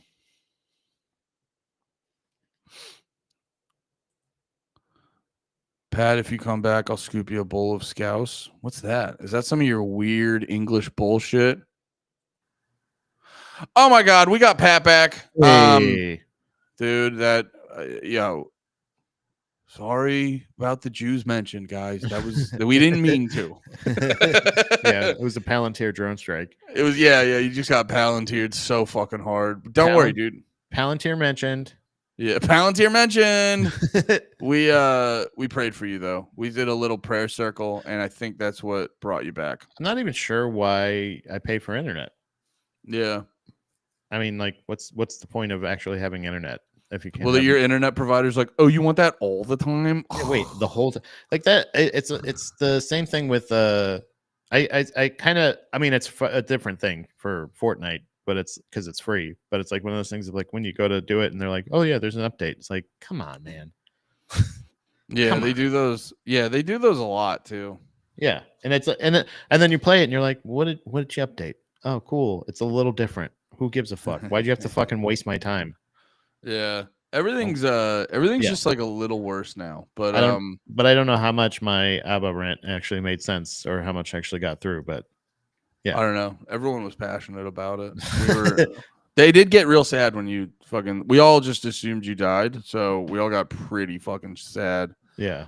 But yeah, man. What were we talking about with ABBA? Just they're saying the substantive like of saying like there's other bands or there's pop music that has more meaning behind it. Yes. I think that is true. I think that is 100% true. But it's always like I'm trying to think of a good analogy. It always feels like whenever there's like an ounce of substance in it, it always feels like, what were those old commercials where they were talking about like shake and bake or whatever? And there's like the little kid going, and I helped. Yeah. That's what it always feels like. Cause it'll be like, yeah. So they'll talk to some producer that looks like a goblin, like Benny Blanco. And he'll be like, yeah, so I wrote the entire song. Yeah. And then I said, do you want this song? And then Adam Levine was like, yeah, I'll take that song. And then he was like, what about these lyrics? And he's like, whoa, I already wrote all the lyrics. You can, if it's an ing, you can end it with an in. You can say it a little with a slang on it or whatever. And you're like, that's what a lot of the music feels like. And I helped. Well, that's the problem. I think that pisses me off about like producers nowadays in general, in comedy and music and anything, is like people that want credit for things that they're not talented enough to accomplish themselves. So like it's a thing that like there's people that want to, like, I am really interested in making cool things. Like if I'm directing your comedy special, like I want to, like, it's your comedy special. Yeah. But like if I get to produce, if I, help with the camera angles or whatever, my job is to make it as easy on you as possible and to make it as good as I can.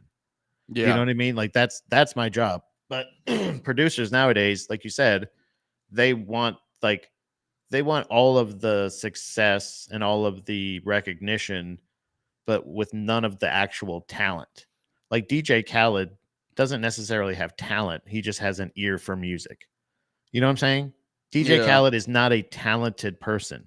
He's not a talented person. He's just, he is either a skilled person or somebody who has a skilled ear, but he is not he doesn't play anything. I don't know if he knows how to use any of the equipment. There was a point where he was creating stuff, I'm sure. Yeah. But at a certain point, it's almost like how like people talk about like teachers. I feel like a lot of times where like it's teachers are people who couldn't do the thing. Like they couldn't do the thing professionally, but they got so close that they just know a lot about it. So they do have knowledge of the industry, but just they have the most time because they don't have any work in it. So it's like it's almost like, oh yeah, you're not a math professor, but like you know a lot about math.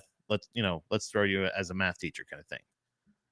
Isn't that the same idea of like you're not skilled in this thing? It's just you can't like I don't think it's that clear cut and dry, but that being said, there's a lot of teachers who are, I went to school with them.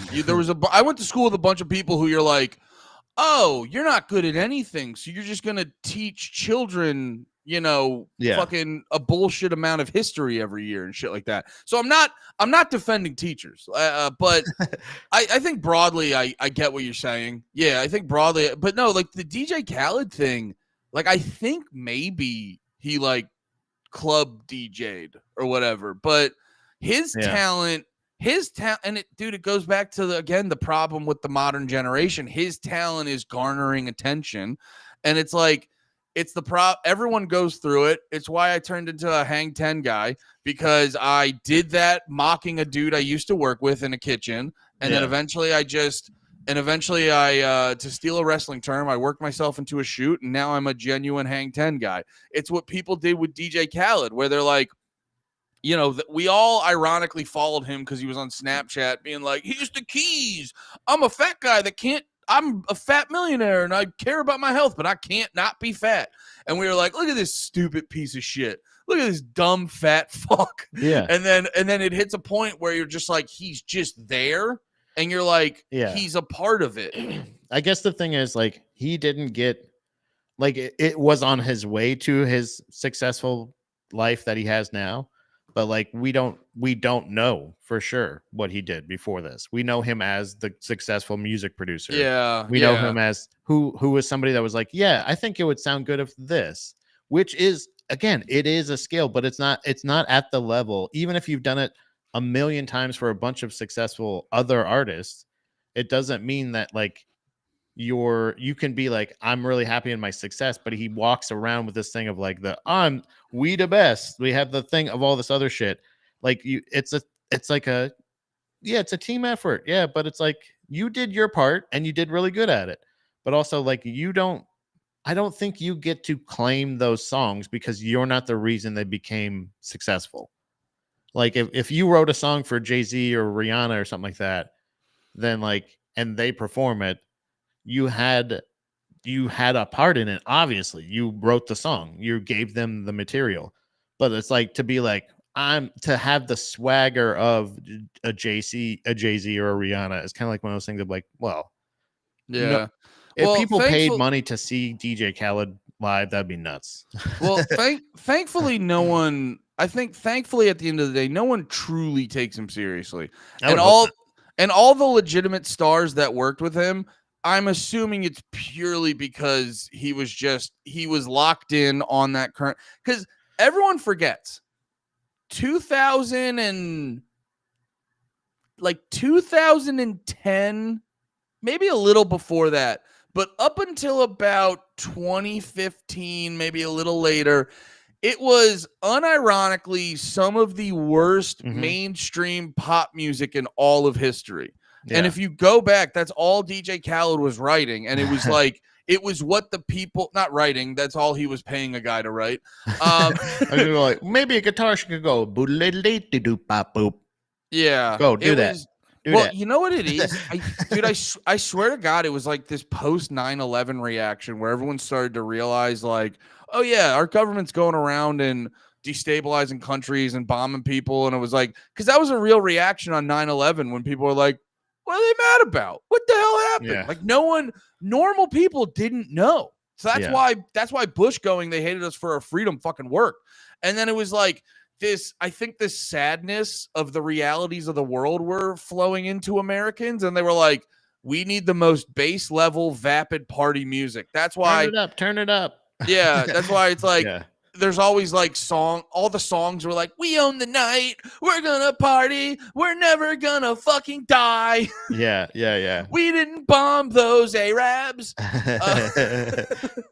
So I think that's a big reason why DJ Khaled, because it's like, it is some of the shit you go back. I realized this.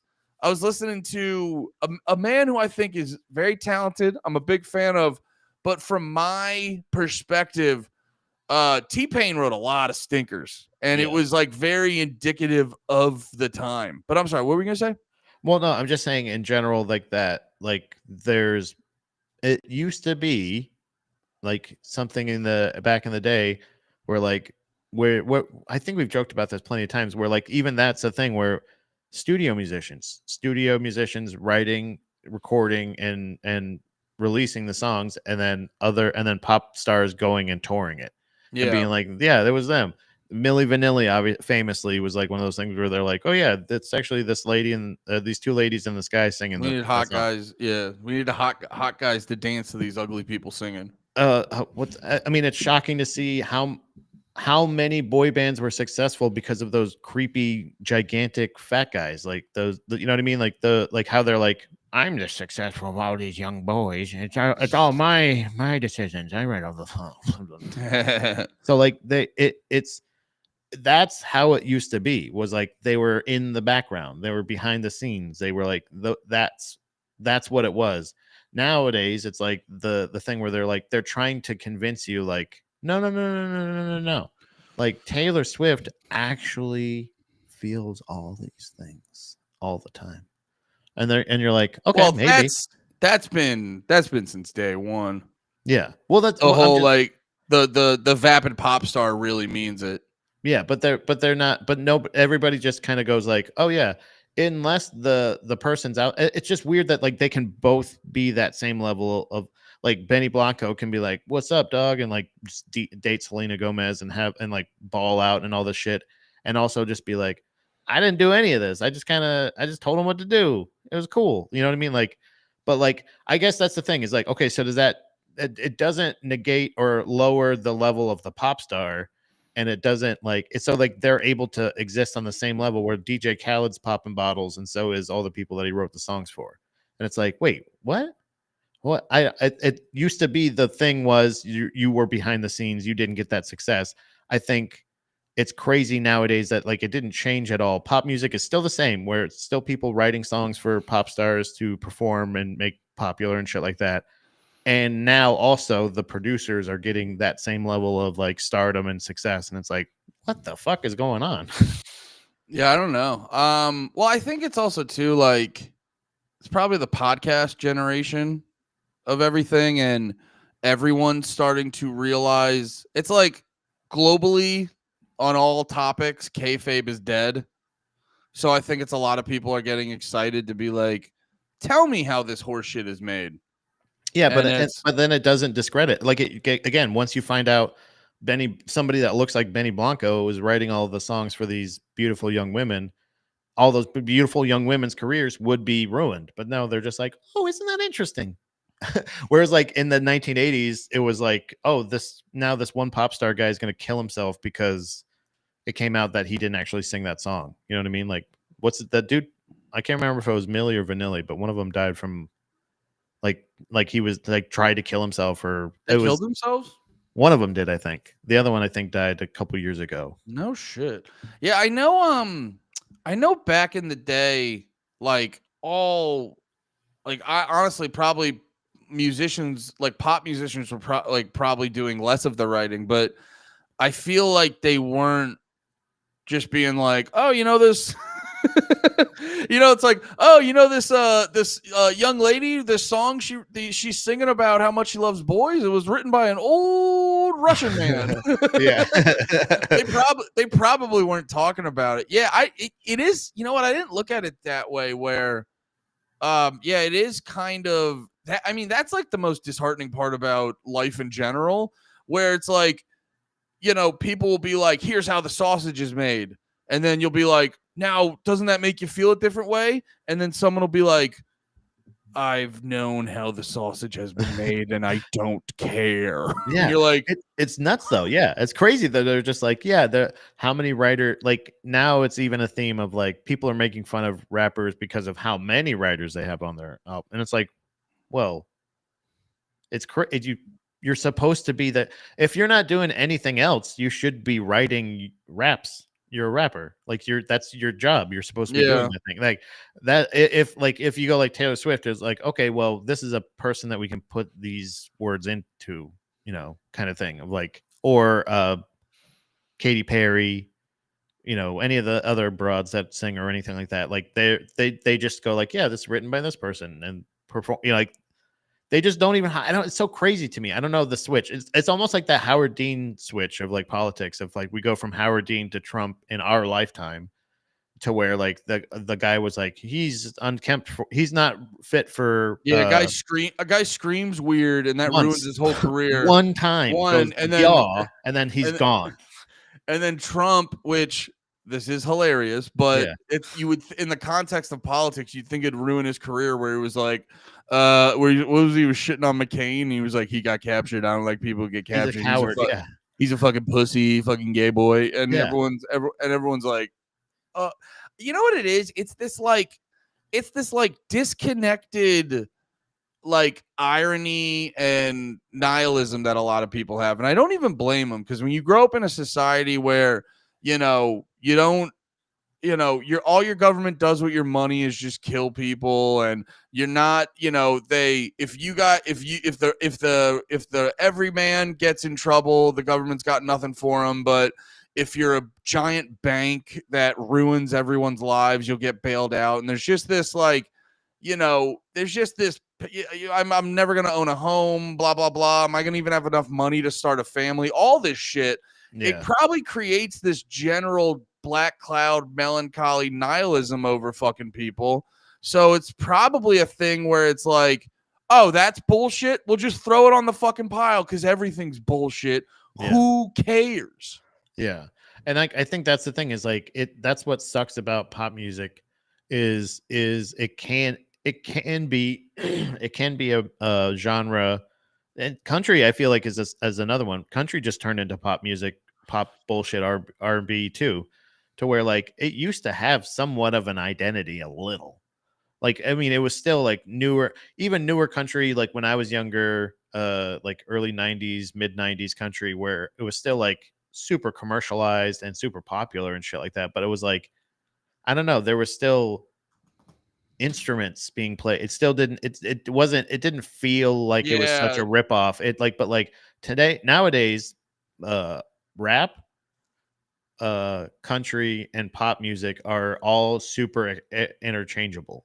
And that was Yeah. like, that's why even have three genres then? Why not? You're all just pop. In my opinion, you're all just pop music. Well, then. you know what I think it was? I think like I think the SoundCloud era of rap. Now I'm not trying to put it all in rap, but because there's a lot of amazing rap that's great, that's good and hard to make and stuff. But I think I'm probably wrong to a degree about this, but I started noticing it around like the SoundCloud era because I think everyone started to realize, one, how easy it is to just make these beats and shit, and two, how popular it is. Because it's like you could have a kid who's got 90 face tattoos, who's a drug addict writing songs about like wanting to OD, and they'll be like, oh, and the kids are gonna get obsessed over it. Yeah. And it's like they're probably throwing that into their formula of songwriting, and then it's like,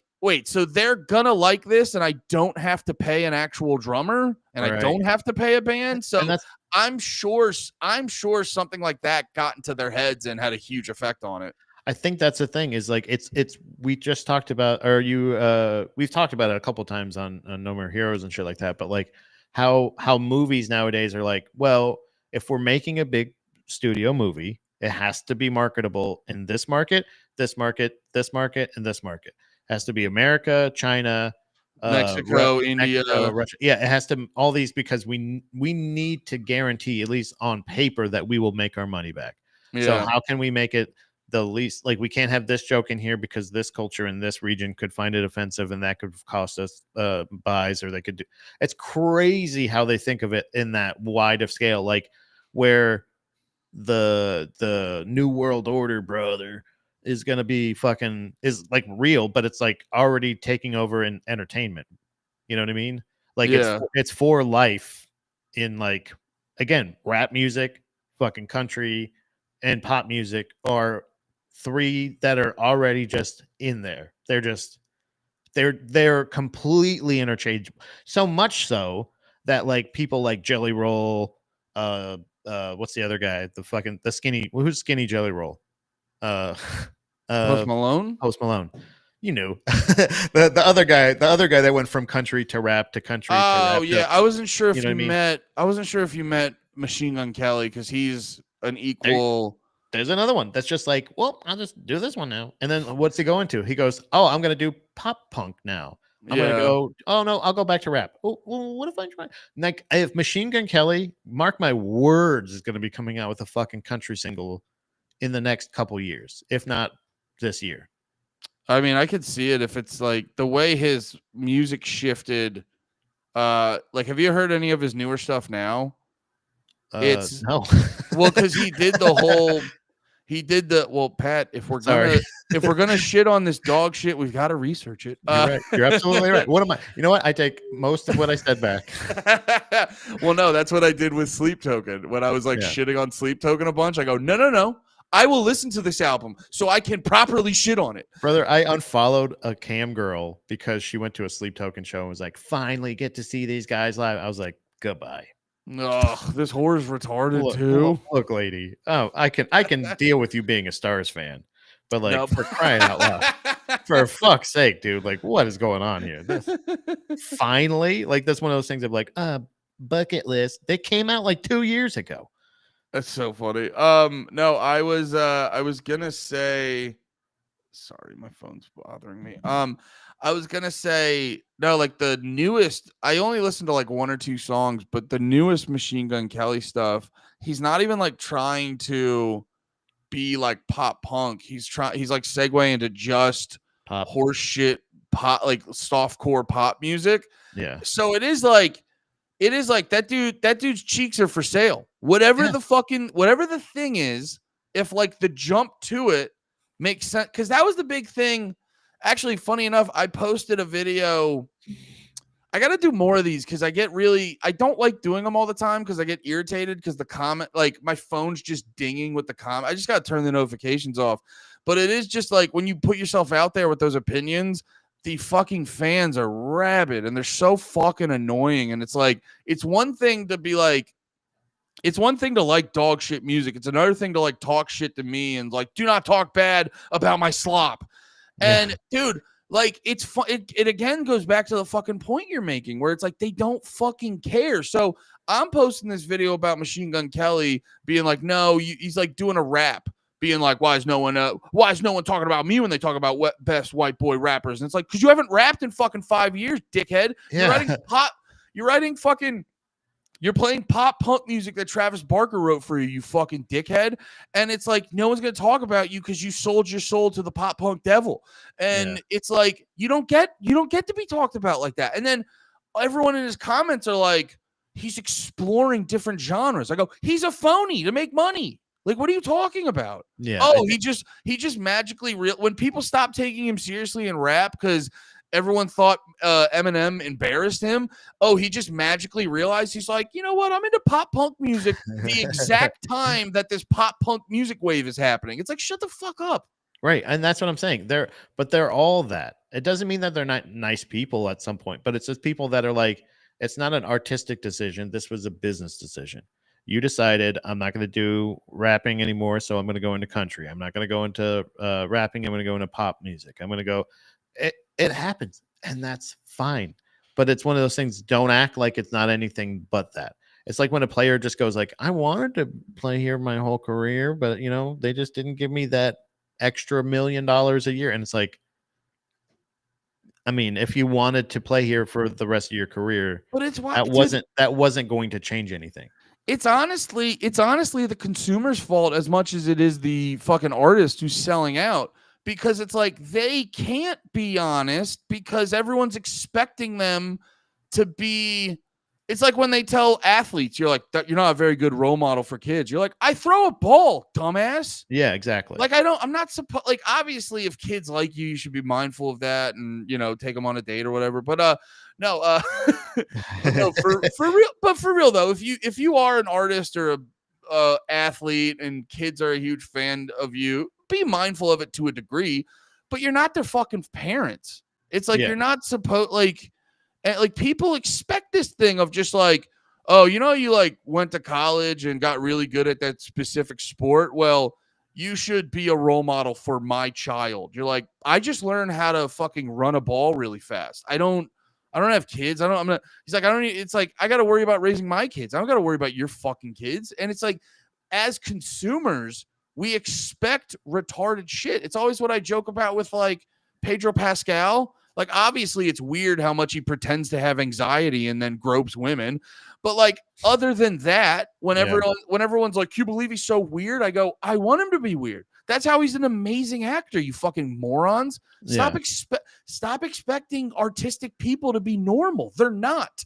You should not look up to artists like that. You should consume their art and let it expand your mind. Stop making them role models. Well, it's kind of like, I feel like where things need to be kayfabe, I feel like in entertainment, there does need to be somewhat of a fourth wall. Like if you're not going to be super accessible, like if you're going to go out and do the things, the Tonight shows and the promotion for your movie and stuff like that, but in between, you should be a little bit more isolated. There should be a little bit more of that kind of thing of like, all right, well, if you want us to believe you in those things, like, unless you're just that talented of a person, like, let there be a little bit more mystery in your life. Don't because that's the thing is like, you can't be both. It can't be a thing of the stars. They're just like us. Look, it's this guy. He's just going shopping for groceries. You know what I mean? Like, it's a thing. Yeah. And then but also go I'm inaccessible. You can't. Whenever I go, I'm going to walk down this red carpet and there's going to be a barricade and everybody's going to scream for my attention. And then I'll wait for a little bit and you can take my picture and then I'll walk away. And it's like, no, you don't get that. You can have either, but you can't have both. In my opinion, it can't be Like, because that's the thing of like that's what I hate about. I love the artistry of move. I'm really finding out that how much I really do appreciate and how much I want to make something because that consideration isn't given anymore. I see it so much in entertainment nowadays where I'm like, it's just jump cuts. I'm counting the seconds of the cuts that you're putting up there because this is just a method. Like the clip that you saw we watched of the ABBA thing earlier.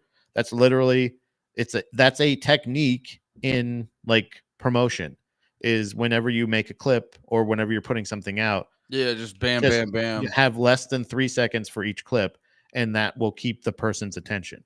And Yeah. it's the thing where you're like, I know you're trying to trick me. So like already I feel like you're bamboozling me, so I don't feel confident in buying your product. Well, it all goes But back. when I watch stuff, I'm still like, I want to make sure that like you put enough. If I'm going to be invested in your thing, I want to know that you invested in the storytelling and the world building and all that stuff. That's why too. I'm realizing like I'm trying my best now to avoid that type of slop. It's like it's the Mr. Beastification of everything. Where if you actually go, it's kind of fascinating. It's when I realized he was the Antichrist. If you watch clips of Mr. Beast in interviews explaining how he like figured out YouTube, it's like a robot is explaining himself and shit like that. You know, it's just because that's what he figured out. He figured out if you hit the cuts this type of way, they hijack your brain and they don't let you, you don't, it like lulls you into like a fake dopamine drip and shit like that. And I'm realizing I'm just like actively trying to avoid that stuff because I think if you consume that stuff too much, it reprograms your brain. You know what I mean? It reprograms your brain. And it like when you look, it's kind of like the Louis C.K. joke when you're eating just slop all the time, and then you like try an apple and you're like, what's this bullshit? And you're like, it should be so beautiful and nourishing, but you've just been, and it's the same thing with just like consuming. Cause I used to be a guy who's like, when I was cause it's funny, I'm in a similar boat now where, because like the people have noticed I've done a lot less streams this week and I've been focusing more on like writing and stuff and actually create something. It was kind of funny. Still talking music. Something happened when I listened to that new fucking AFI album. And it really started something to me where I was like, I need to create stuff. And I don't have the resources at the moment to like create music. And also, I've been really into writing lately, and I've just been like writing more and stuff like that. And this urge to create is making me realize, like, when I was in, I'm podcasting all the time, and I need to have the perfect analysis of the current thing. You have much more of a need to consume everything so you get the whole picture. And it's not that I'm not saying I'm actively like trying to be uninformed. I'm not as concerned of that. Like I'm never going to knowingly lie, or I'm never going to, or not lie. I'm never going to like knowingly say something false or anything like that. But it's like my perspective is just shifted in a different way. And I'm way more concerned about art and creating. And I'm just like, I don't want, I don't want to over consume slop anymore because I feel like it's hurting any of like my creative juices and shit like that. And it's like I used to have a FOMO feeling for that because it's like, I'm not going to get the whole picture on something. And I go, that picture fucking stinks. I don't mind not getting it. Yeah. I think that's the general thing in a lot of this is like when you're so like everybody always talks about it, like everybody's aware of it. And that's the thing is people think that if you're aware of it, that's like doing something. Yeah. And that's not the same.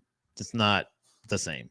So like so when you're creating something or when you're intaking stuff and you're just like, oh, like I think that was my thing was like, I kind of got to a point where I was like, the things that I'm watching or the things that I'm avoiding watching a lot of times is because I'm just like, it's the same fucking bullshit. Nothing is good anymore. Like, no, there's so little shit that's actually getting put out there that's actually worth any fucking time. And it's so interesting to know, like, that, like, but like when you're actually sitting there and you're like, oh wait, I actually know what I want to see. I have ideas of stories that I think would be interesting to tell. Yeah. And it's also, and then I also kind of have the ability to do it. So like, why not? Or at least I have the ability to figure out how to do it. Well, So no, like, why not? And like, much like the SoundCloud rapper times when you're like, oh shit, I can just make a drum beat, I can do a thing, and I can, like, yeah. it's a thing where you're like, oh shit, I have that ability. But it's also like, if I actually just take my time and the consideration, you can actually put shit out that's worth watching, that actually is good. So like, that's the kind of shit that I feel like a lot of times is like, when I go out to, whenever I go to a mic or a place or a comedy show nowadays, it's not always, but a lot of times I'm just like,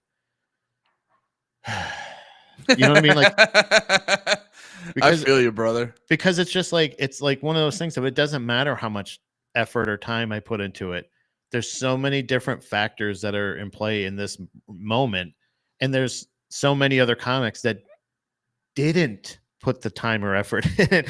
Yeah. You know what I mean? Well, and it's That are just also like, they're and like, people are enjoying it, and I'm like, okay, well then I don't like, I want don't it know to, what this is. I don't know what this is anymore. Like, I don't know. I don't recognize this shit anymore, because it's like, it's a thing where, like, if you're not on, if you don't get like the Kill Tony bump and you get that thing, Or like any broad level broad of bump. validation. Yeah. That's what it is. It's like, if you don't, there's like there's many different avenues that give you this like sense of validation to the broader comedy world. But again, for like substance and things like that, of like, I really, like I've said a million times, I just want to work in the business.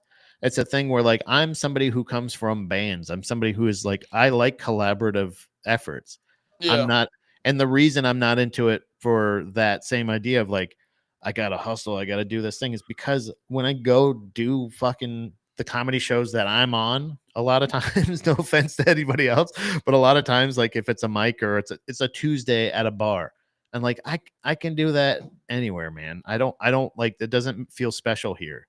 So like, that's the kind of thing of like, but if I can meet up with some of my friends and come up with some really interesting ideas and get to the next phase of a project, that's the shit that's getting my creative dick hard lately.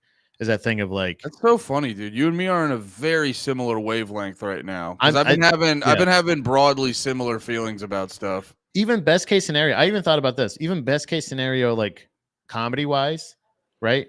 I get booked a lot, and then You hate books. I I hate books. They're my least favorite. I'm doing, you know, hopefully feature sets, but Yeah. like, in Indianapolis, and like, and it's really hard to get inspired, I think, in a hotel room in nowhere. And I've been to Indianapolis. No Well, offense to Indianapolis, but like, it's flat.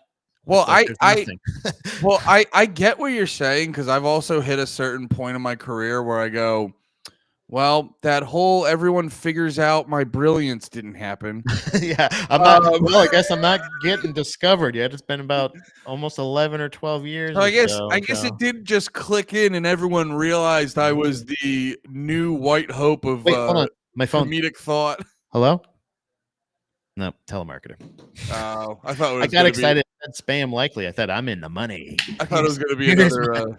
I thought it was going to be another Jews mentioned. No, but yeah, I felt a similar thing where it was like, I was like, well, this, I can kind of, maybe there's a little bit of pessimism, but it's like, I can kind of see the writing on the walls.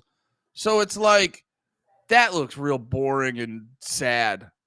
So it's Yeah. like, why don't I also explore different avenues that make me artistically fulfilled? And it's why I've been doing a lot more writing and stuff. And brother, you remember the fucking movie idea I was telling you about when we were all drunkenly like doing our writer's room in the creek? Mm-hmm. Bro, I like hashed it out, and I was talking to JJ Curry about it, and he was telling me, he's like, that sounds like way more like a fucking 6 to 8 episode TV show. And I sat down and I did a very detailed outline, and I'm like, yo, this could be real. And it's like I'm doing that, and it's like that's got me way more excited about things. So Yeah, and that's the thing is like because that's the idea, the same idea I came across with like the social media shit where I'm just like oh fuck, how many years am I going to convince you myself? have left very Yeah. few. Yeah, not a lot. I thought I had blood in my stool. Turns out I think it was just an undigested tomato.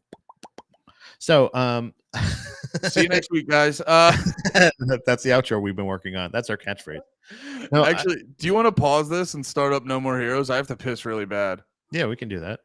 Hell yeah. Do you mean like go off and then come back, or? Or well, I have to piss and get more water. Oh, okay. Well, I guess I'm sorry. Did I cut you off in the middle of a great thought? I don't remember it. Oh, No, well, it was me explaining. I think. Fuck. I know it was something good. I'm so sorry.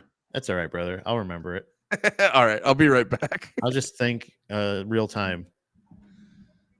I'm sure there's something in the chat. There's probably something here. Oh yeah, the not being artistically fulfilled by that shit. Yeah, I think it's just kind of like one of those things where like comedy in general, for what it was when I started, what I thought it was going to be. You know, like I think Andy's talked about it probably a couple times after before the undigested tomato.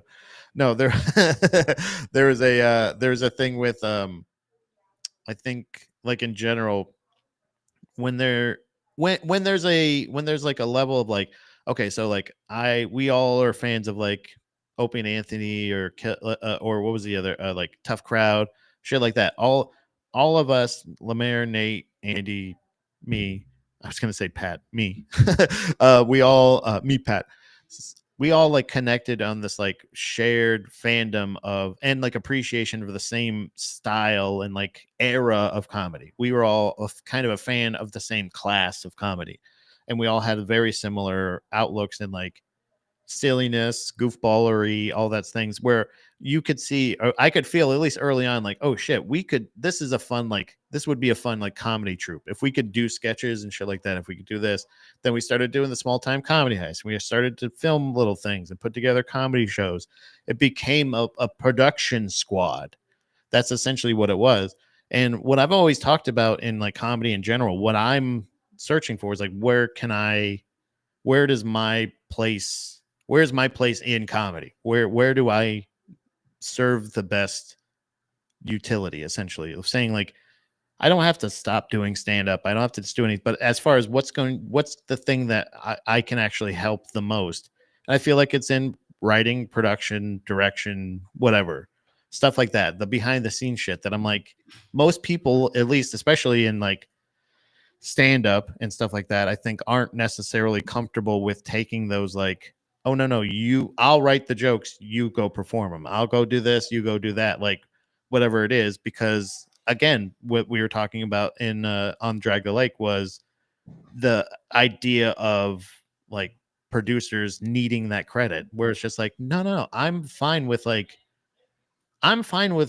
people that I respect, you know, respecting me or showing me the same respect. Of like, I was talking about how us like early on was like, we all shared the same view of appreciation in general of like Tough Crowd, of Opie and Anthony, of this like the same style, yeah, slurred, the same styles of like comedy, the same execution of like silliness and goofiness. And then we were like, oh, wouldn't that be cool? And like, it kind of felt like I was saying, it felt very early on like we could turn this into like a sketch group if we wanted to write sketch. Then we started doing Fun with Fools. Yeah, Fun with Fools, yeah. Then we started doing like different, like we started making the stuff that we liked, and like that we weren't worried about necessarily like trending or like getting shit to go viral or anything like that. We were making shit that we really liked, and I was really, it's like shit that we're like, if I'm not avoiding watching it later on, that means it's something that I'm like, oh shit, this might actually be good.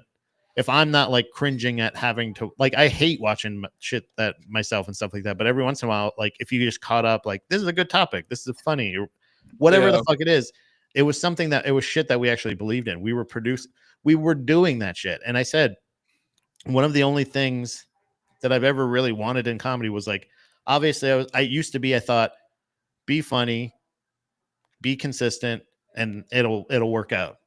No, that's not necessarily the formula. Those are parts of it, but then there's a lot of other shit that like I feel like is this weird competitive thing that's like comedy is subjective. There's should be plenty of room for everybody, but I'm more of a person that I'm coming from the band world. I'm fine working behind the scenes and not needing that acknowledgement and that credit. I only if we could continue as like a production group, Fun with Fools type thing. It doesn't mean I have to not do stand up. It just means that's not going to be my main revenue stream. That's not going to be the thing that gets me more work. Well, it was a big. No, I get that too, because it was like it's kind of like stand up. I always just noticed like stand up was always a weird thing because I was like figuring it out was always a weird thing because I was like hyper focused on like, well, what do you got to do to be the funniest person possible? And then everything, it hurt my ability to succeed because it affected my mindset because everything associated with success, not everything, but a lot of stuff associated with success makes you less funny. So like, you know, if you're doing, God, I hate to fucking shit on. I'm not shitting on him because I actually fuck with Kevin Hart, but like, I think his movies are funny. And I actually went to go see I got a free ticket to his stand-up back in the day, and I actually had a really good fucking time. But like, whenever Kevin Hart's doing the very serious, like grind set shit, it's like, yeah, so that whole rigmarole you got to get into to hype people up to make you more successful, that's not very funny. And then like holding your tongue because of certain people who are bigger than you, you're like, that's not very because I was always just focusing on all that's ever mattered to me. It's like there's a lot of stuff that matters, but like the biggest one was always just being like the funniest person possible. And it was this weird thing where it was like there was like very clear elements of like success and stand-up that I was like, that will make me less funny. And it was like I was subconsciously avoiding them, and I like subconsciously I accidentally like self-sabotage myself with certain things because I knew all I paid attention to was like that'll make me less funny. And it's actually why I always love bringing up these dudes. I get jealous of like I love listening to the Lemon Party podcast because they're all like stand-up level funny guys, if not funnier. They just none of them do stand-up anymore, but they're able to sit outside of the whole machine and stuff like that and just say whatever and not have to, because I'm not even like, you know what it is for me? I'm not even just like, oh, I'm worried, you know, that guy's gonna be mad at me. I'll be like, there will be certain things where you're like, I'm gonna be around that person, and I kind of like, you know, I'm not like, I don't like hate him or whatever, but like that's not funny. You know what I'm saying? It's like being able to have that disconnect is what lets you just focus on being funny about shit. So even if it's like a guy you don't necessarily like, I'm trying to think of a good, like even what I'm doing right now, because I'm clearly trying to choose my own word, like choose my words properly, because I don't want to. It's like because I don't hate these people, but jokes are jokes and shit. So it's like even that right there, because I fucking live in a scene. I'm making myself watch my just to not be a dick. Yeah. You know what I mean? It's like even shit like that. So there's talking shit and there's being honest and there's whatever else. Like there's so many times that I've said like I was saying before, like what just walking into the comedy shows like nowadays, or like even like being at the Creek and like leaving the studio a little bit later or something like that, and there's like already a mic going on and it's like a Monday afternoon mic or something, you know what I mean, or a Sunday evening mic, or the Sunday mic's actually pretty fun usually, but like if it's one of those mics where it's like 4 p.m. Well, there's ones that they do at like 4 p.m. Usually those are the ones that are like usually to other comics only, almost Yeah. always. And I do appreciate that they have these spaces and they have these places for people to work out, but I'm just like, everybody here is a stand-up comic. Like Yeah. literally, it's the only profession in the world where apparently all you have to do is just go, boop, I'm a stand-up comic. And you just go, And I'm that. politician too. Well, politician, I feel like even then you have to somewhat be elected sometimes. Like you have to like, there's like that at some point there has to be acknowledgement from somebody that you know what I mean? They go like, please vote for, but that again, it only takes at least that is way more convincing than a comic. You have to have a crowd of people go, you are a politician. At least with this, they go like even a crowd of other comics that are just completely silent. As soon as you finish that first 3-minute set, you're a comic. You know what I mean? Or there's some people that define it. People get to have their own definitions of a professional comic. They go, the first time you get paid, now you're technically a comic. They heard that plenty of times in Central PA. There's it's all subjective. So it should be the freest art form and people should have this, but everybody wants to put these fucking things on. This rule, you gotta do this, and you gotta make sure you get this many things, and blah blah blah. Like, well, the problem with all that, and it's why I don't focus on. I don't focus on what makes you a real comic. I focus on, because people could probably come at me for not being a real comic in certain avenues, and to anything they want to say, I go, yeah, I might not be successful, but I am funnier than you, so let's have fun. Like, so whatever. Like, oh, I would rather. I don't know. Anyway, I'm not gonna go down that road. It feels petty, but yeah, it is just a thing of like I don't have a lot of things, but I know I have a beautiful wife and better jokes than you. So, and also my morals are intact. Like one of those things of like, if people want to talk shit about me, I'm fine with that. But it's also one of those things that like I know I'm a good person, so I don't have to. And the problem too, why I don't take a lot of that stuff seriously is just because it's like comedy is infested with people who weren't good enough or attractive enough to be like an actor and things like that. Yeah, because comedy, it's like how many fucking dudes in the fucking third, fourth like downfall of their career are like, oh, I guess I'll fucking clog up the drain and do stand-up comedy. Jeremy Piven. Hold on. Yeah, I'm gonna go pee. I'll be right back. Sure. But then it's like you get the same thing with you get the exact same thing with fucking dudes out here. Is like you see it way more. You see it way more in the open mics, but it's just littered. Do you have to make the boop sound to make it official? It's hilarious. Also, I saw this one earlier, made me laugh. Great, Andy's eating mayo from the jar. I was eating yogurt. I'll eat, but I don't eat mayo from the jar on camera anymore. Yeah,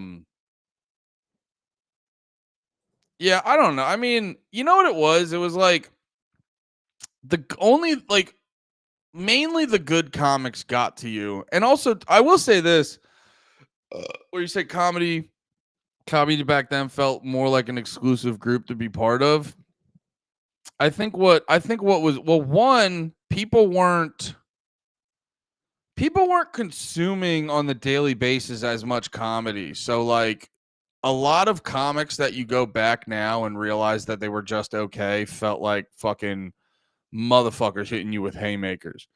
Now with the podcast era, we're all of you guys, all of us, we're all over consuming comedy and shit like that. So like to be good, you have to be a lot better at it.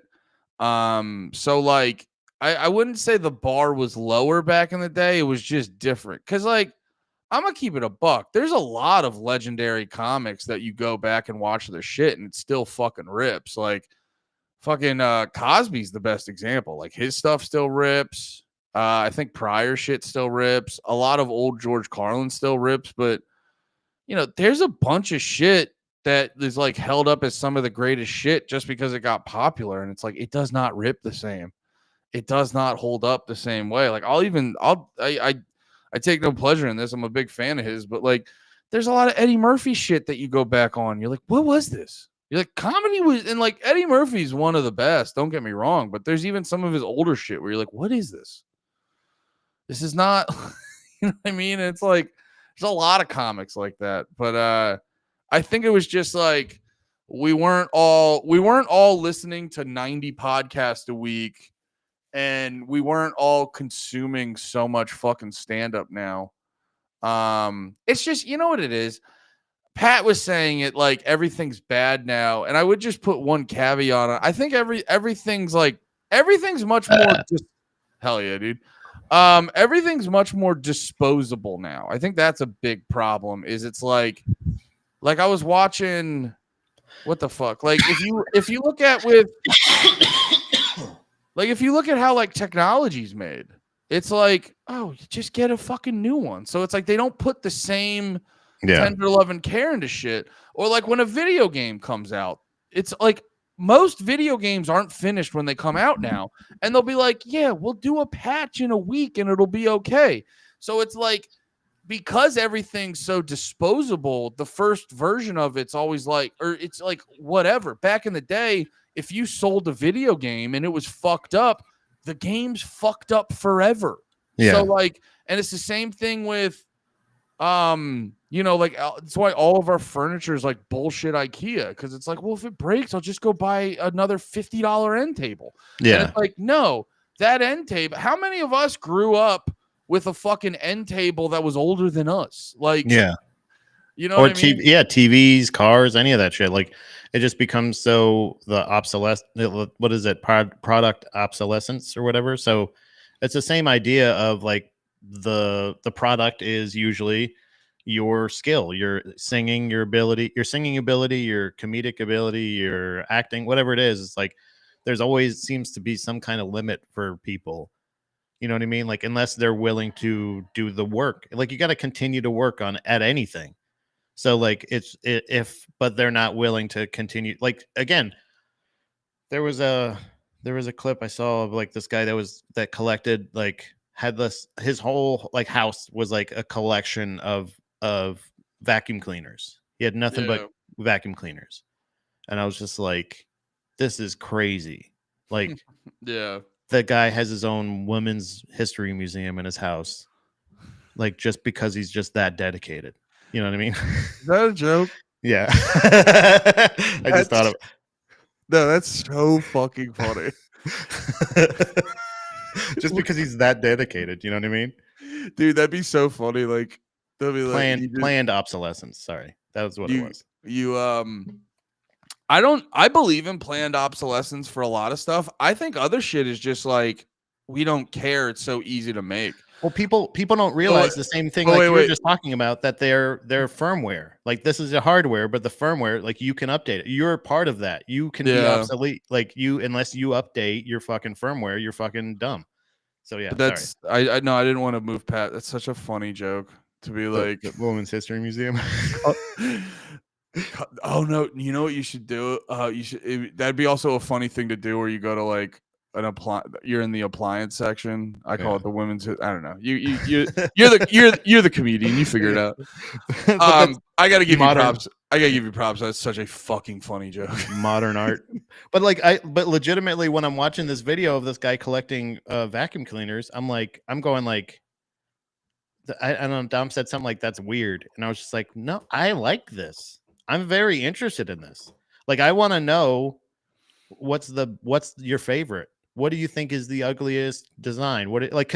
Dom's so funny. She's like, that's weird. Anyway, so then the werewolf fucked the vampire. Yeah. Like, anyway, the vampire mafia is raping the werewolf mafia. Also, like, I bought a bunch of stuff that has no practical reason. It just looks nice. It just looks cool. That's making fun of my wife too. No, she does the same thing. Dom knows she's forbidden from buying that shit, because there's been plenty of times where, like, Bird Eye, or no, what is it? What was the place? Bell's or Kohl's or any of those places. You know, the places that has like clothes and housewares and all this other shit.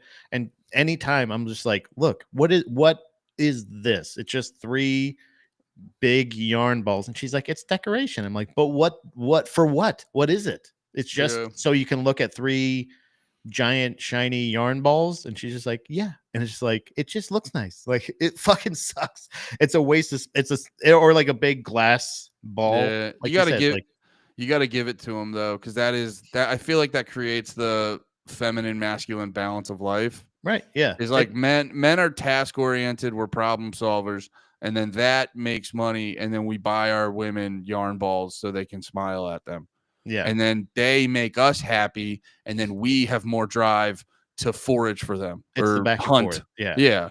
yeah, 'Cause that's like the heterosexual relationships is finding another retarded person that no matter how mad or happy they make you, all you care about is just being like, I just got to get them what they want. yeah. You're like, I don't know what I met you and it just clicked in my head. I need to get you whatever you need right now. I forgot to say this before, but Dom reminded me. This is not show related necessarily, but would you, by any chance, do you know if you'll be on this side of town at all today? Maybe possibly between 4 or 4:30? Because we got a thing about our lease renewal, and you're apparently still on our lease. And apparently to take you off the lease, we have to have you like email. She added you to a chain, but like we have to have you say you want to not be on the lease, and then you have to like sign the lease apparently. But like, Do I have to be That's- physically there? I believe so, and but it doesn't necessarily. They just apparently the person replied and said today at 4 if possible, but I think 4:30 might be better even for me. But either way, something to possibly think about or try to plan for the future. We gotta try to I can't today, but I will 100% whenever it works out. I will maybe Monday. Maybe we can try to plan for Monday. Yeah. Because I didn't that's annoying. I didn't realize that. we just realized that like we couldn't we knew that you were still on the lease, but we were like, whatever, we'll just sign the next lease. And they're like, well, to take you off, we have to have you there or whatever. So we have a stupid arbitrary procedure. yeah. And you're So like, I just you can't just go to them and go like, I want that. yeah. I'm the guy who pays the rent every month. I want that. Just do that. Yeah. Yeah, let's after you want to do that after the pod on Monday? Yeah, if we can't, like, if you can't do it today, then I think maybe we can all plan for Monday, because I think Dom, she'll work, but hopefully we'll all be free around the same time and be able to get back to the. Yeah, I'm sorry. I can't do that today, but I can definitely do that various days next week. Okay, yeah, we'll try. We'll see if we can do that. But that was yeah. No, you know what? Yeah. Lou, if you send me $5, I will not sign the lease. More you chicken guys, strips. Yeah, you guys know my Venmo. Send me $5, I will not sign the lease. Damn, send me $5. I won't sign it. I'll just live on the street. I'm that dumb. Yeah. Let's get into No More Heroes. You were talking about fun art stuff and or storytelling or something. I don't know. You were saying stuff earlier that was making me jizz my pants. But for art, hold on, I'm just we need a better. No. Art. Art. I'm gonna hopefully, I might leave that in. That might be funny. And art. Welcome to No More Heroes. Now I'm very excited to. I reignited something. I might have to go and watch every Tarantino again. I don't know, because this is really like for the longest time I was like, I think it was because I took a good break with Django or Django. That's one of my favorite scenes in the movie where Walter Goggins is like Django, and he's like it's Django, you hillbilly motherfucker. Or something like that. So some great lines. It's some great. Some we can't say. Some we can say. I think I know one of them we can't say that is probably also your favorite. It was like, no, these white folk never see an N-word on a horse. Yeah. In the big house. He can sleep in the big house. In the big house? No, my two actually candy. I will say my favorite part of this was like this is, I think, and I really do believe this is probably the only Tarantino movie that you're watching that you can watch, that even now I'm watching this and I'm like looking for until he pops up and he drops his infamous N-bombs again with an Australian accent this time, which is even funnier. But like the fact that he is you're watching this whole movie and you go like, it doesn't look like a Tarantino movie. It doesn't remind me of a Tarantino movie. There is no distinguishing factor until Tarantino shows up that this is a Tarantino movie. But like the fact that it becomes like it is some of the funniest lines in movies, like subtle fucking brilliant jokes. I don't know what the fuck it is. Gets me every time.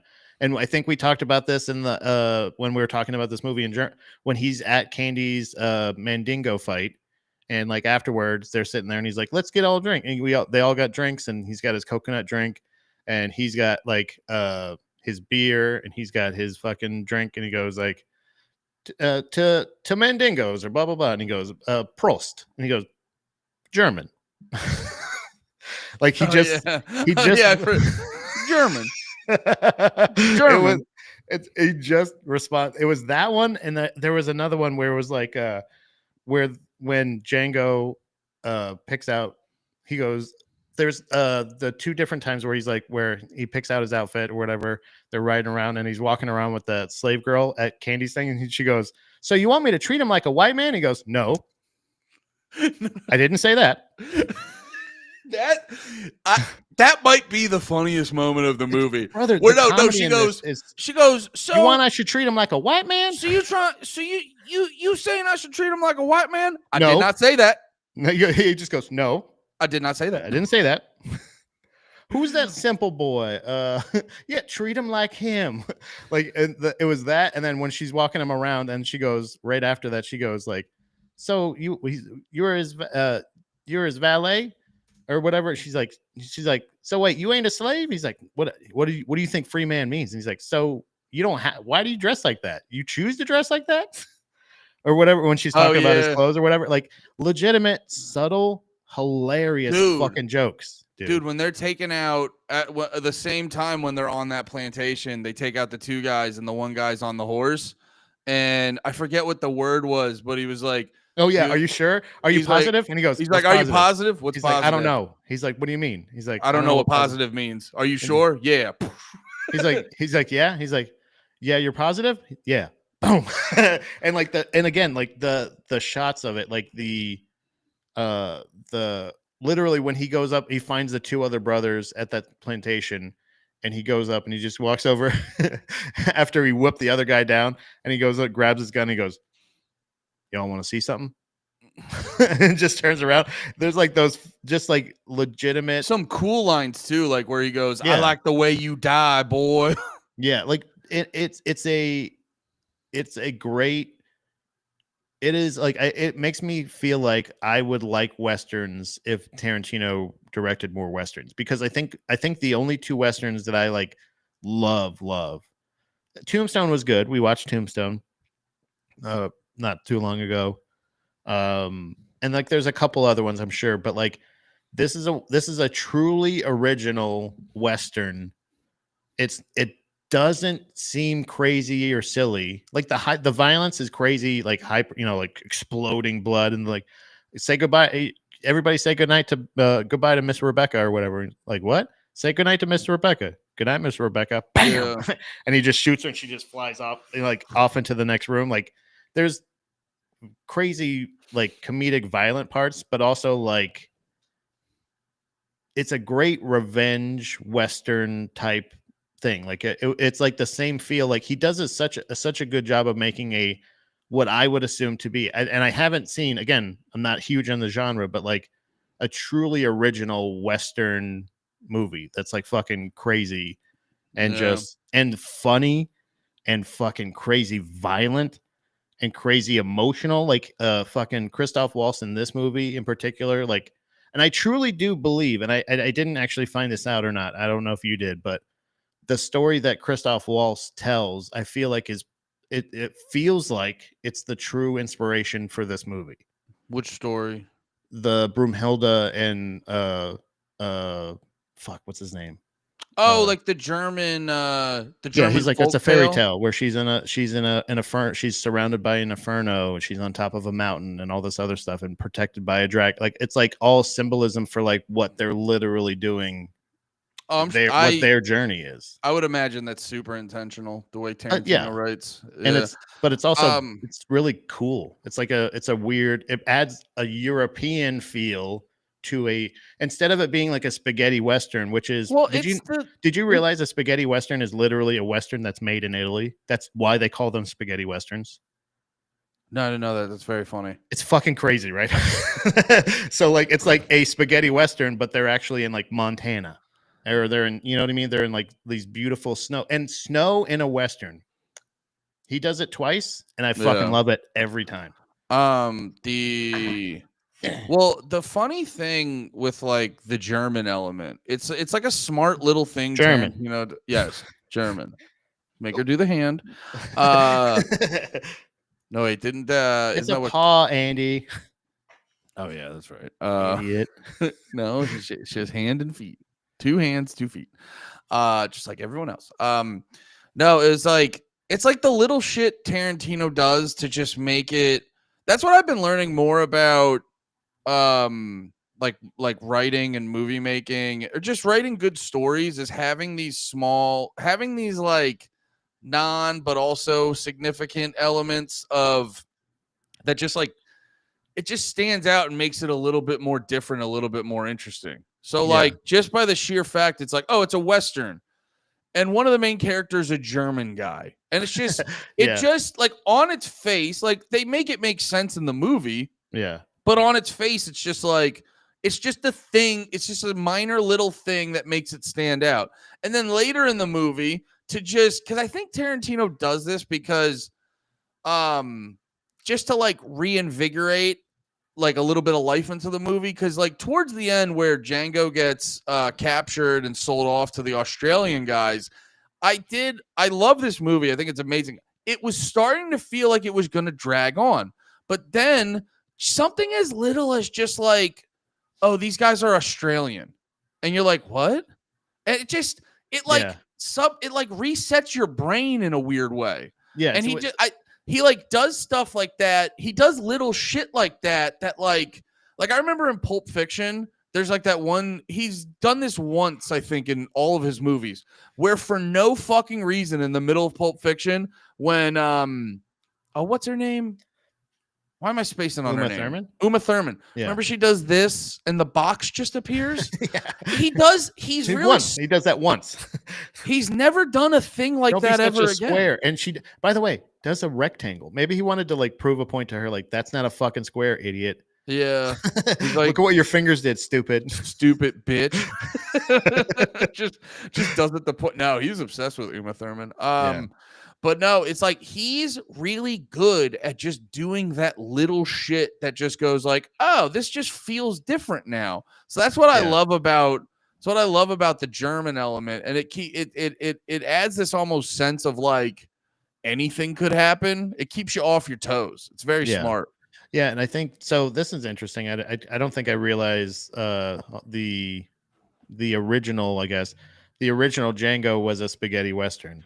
That makes a lot of sense because of all the European parts of it. Because like that's I think just the in general like layout of this movie. That's probably why, if this is just a true just kind of like remake that he just like skewed a bit, then it would make sense that if there was like that's why it doesn't feel like a Tarantino movie, but it's still just as entertaining. It's like fucking. It's so like again. It's like aesthetic. I'm saying like aesthetically on all aspects. I love the sound design in this movie. I love the fact that just the noise, like the actual like the sounds and the ASMR feel kind of like when they go into the first town and they bring the sheriff out and then they shoot the sheriff and he's like, okay, now you can bring out the or whatever what's after sheriff? Deputy? No, that's below, I guess. But when he remember I shot the sheriff, but I didn't shoot I think it's deputy. No, deputy is I don't know. Whatever he says. Like now you can bring the constable or whatever. Like, and then he comes up, Marshall. That's what he was, yeah, and he goes, okay, Marshall. He's like, I love the scenes, how like Christoph Waltz's character handles tense scenes in every aspect. Like when he goes over and he goes, "What did you do?" And he's like, "Who are those?" Like what, like you were just talking about the scene where he's like kills the other two brothers, and he's just like, "Who are they?" And he's like, "They're the blah blah blah brothers." And he's like, "Where's the third one?" He's like, "It's him running away in the horse." And then and then he shoots him, and then he's just like, "Wow, we did it." And then the guy comes over and he goes, "Let me do the talking," and then he throws the guns down. Django, and they just both throw their hands up. And then like how it's kind of he's so clinical and like professional and like polite. It feels very representative of almost like the experience you would go through in like being a black guy or just like a freed slave back in the day, where it is like when you're in your own spaces, you can be yourself, and it's like, oh shit, white people, and then you got to like adjust. It almost feels representative of that. And I'm gonna say this might be controversial. Best the N-word. No, that's for Carmela to say at the end. Remember, everyone nobody can get mad at this. I'll figure out a way. Look at that belly jiggle. Ooh. I'm gonna get Hassan now. I feel like this is the greatest, and this is something that Tarantino's known for in general, but this is by far the greatest soundtrack. I think this is the greatest soundtrack, real time, and like the fact that like the mix of like we were joking about in Inglourious Bastards, the use of like a David Bowie song at one part, and then other parts it's like so time accurate or whatever, and then he just plays this other song from this movie or this whatever. I feel like these songs were made for this movie.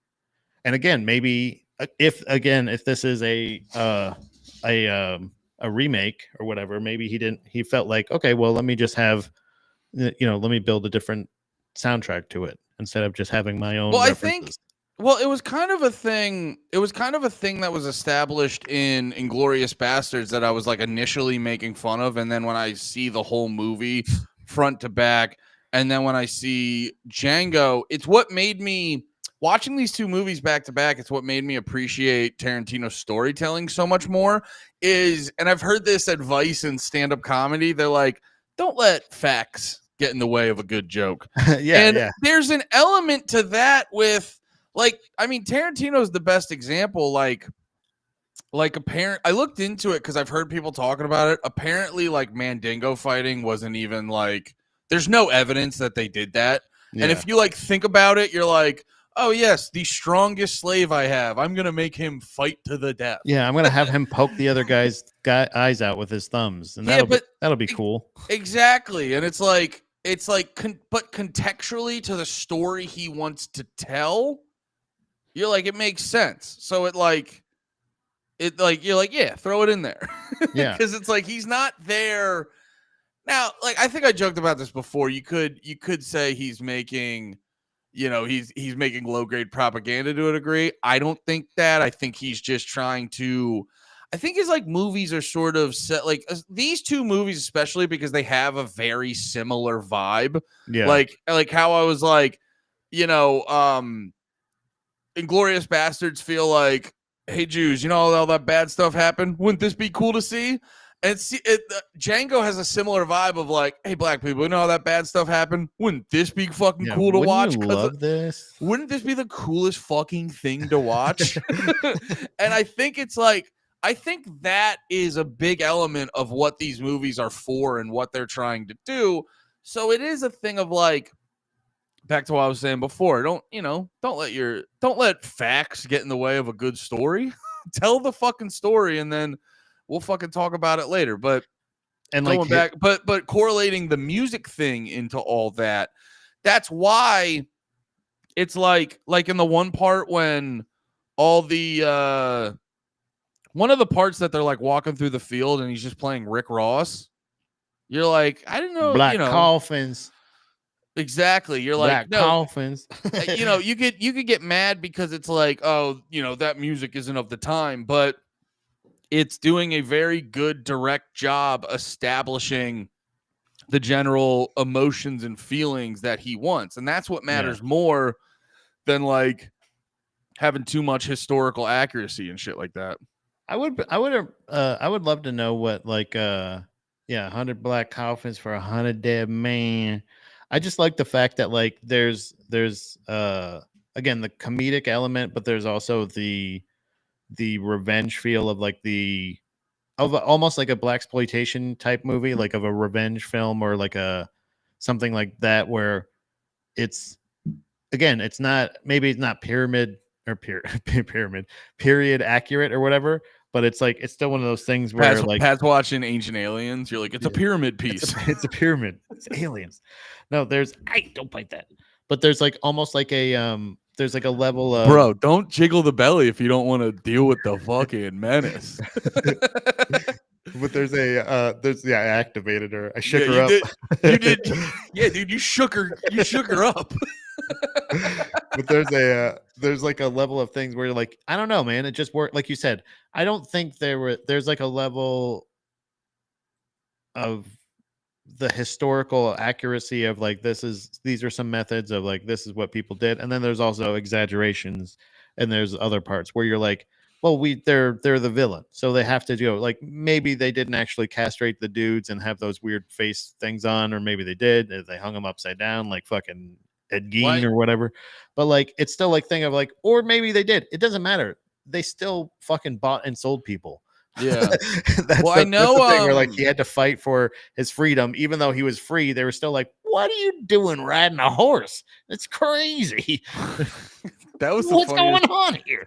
I will say this. I was reading something about the slave trade back in the day, and the ones that got sent to like the Middle East area, they almost regularly got castrated. So I could it was dude, can I go on record? Not a fan. I gotta tell you, I also do not support it. Yeah, you heard it here first. I'm pretty much totally against it.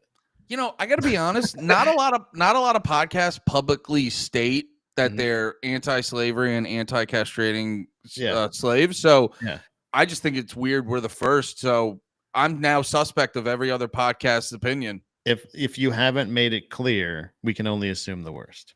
So we would like to make it clear that we do not agree with it mostly. Well, it's 2025 and everyone's autistic, so I'm safe to assume if you didn't say it directly, then you feel the opposite. If you didn't say the opposite, then obviously. That'd be so funny. We just make up 50 different pledges where it's like you have to sign this pledge to say you don't like slavery, and if you don't, we're just gonna assume you do. Yeah. Yeah. So much good shit. This is why I want to watch. This is why I literally want to watch every Tarantino now, because like, well, right now, the season. It's Tarantober, and honestly, I don't know how you feel. It might be Taranvember, depending on. It might be my own personal Quentin Taranvember as well. Are you talking about Quentin Over? Quentin Over? What did I say? Quentin Over Tarantino. Oh, I was Quentin. Oh, you're putting no at the beginning. I was ending it with Quid November. Oh yeah, you're Quentin right. Taranvember. Quinn. You want to see my member? Pound off in the chat. Pound off in the chat. You got to figure. If you want to keep watching Tarantino movies, pound off in the goddamn chat. Pound off in the fucking chat. Oh, but after watching it, and this is just because it's the freshest one in my head, I was like, this feels like my favorite Tarantino right now, because it just like, I'm a big fan of Hateful Eight. I like the slow drawl of it and shit, and how it feels like a little play and shit like that, how it's very isolated in its own little bubble. But just on pure fuck yeah, like Django's the best one. But it's so exciting. But like again, like I said, like everything is at 100%.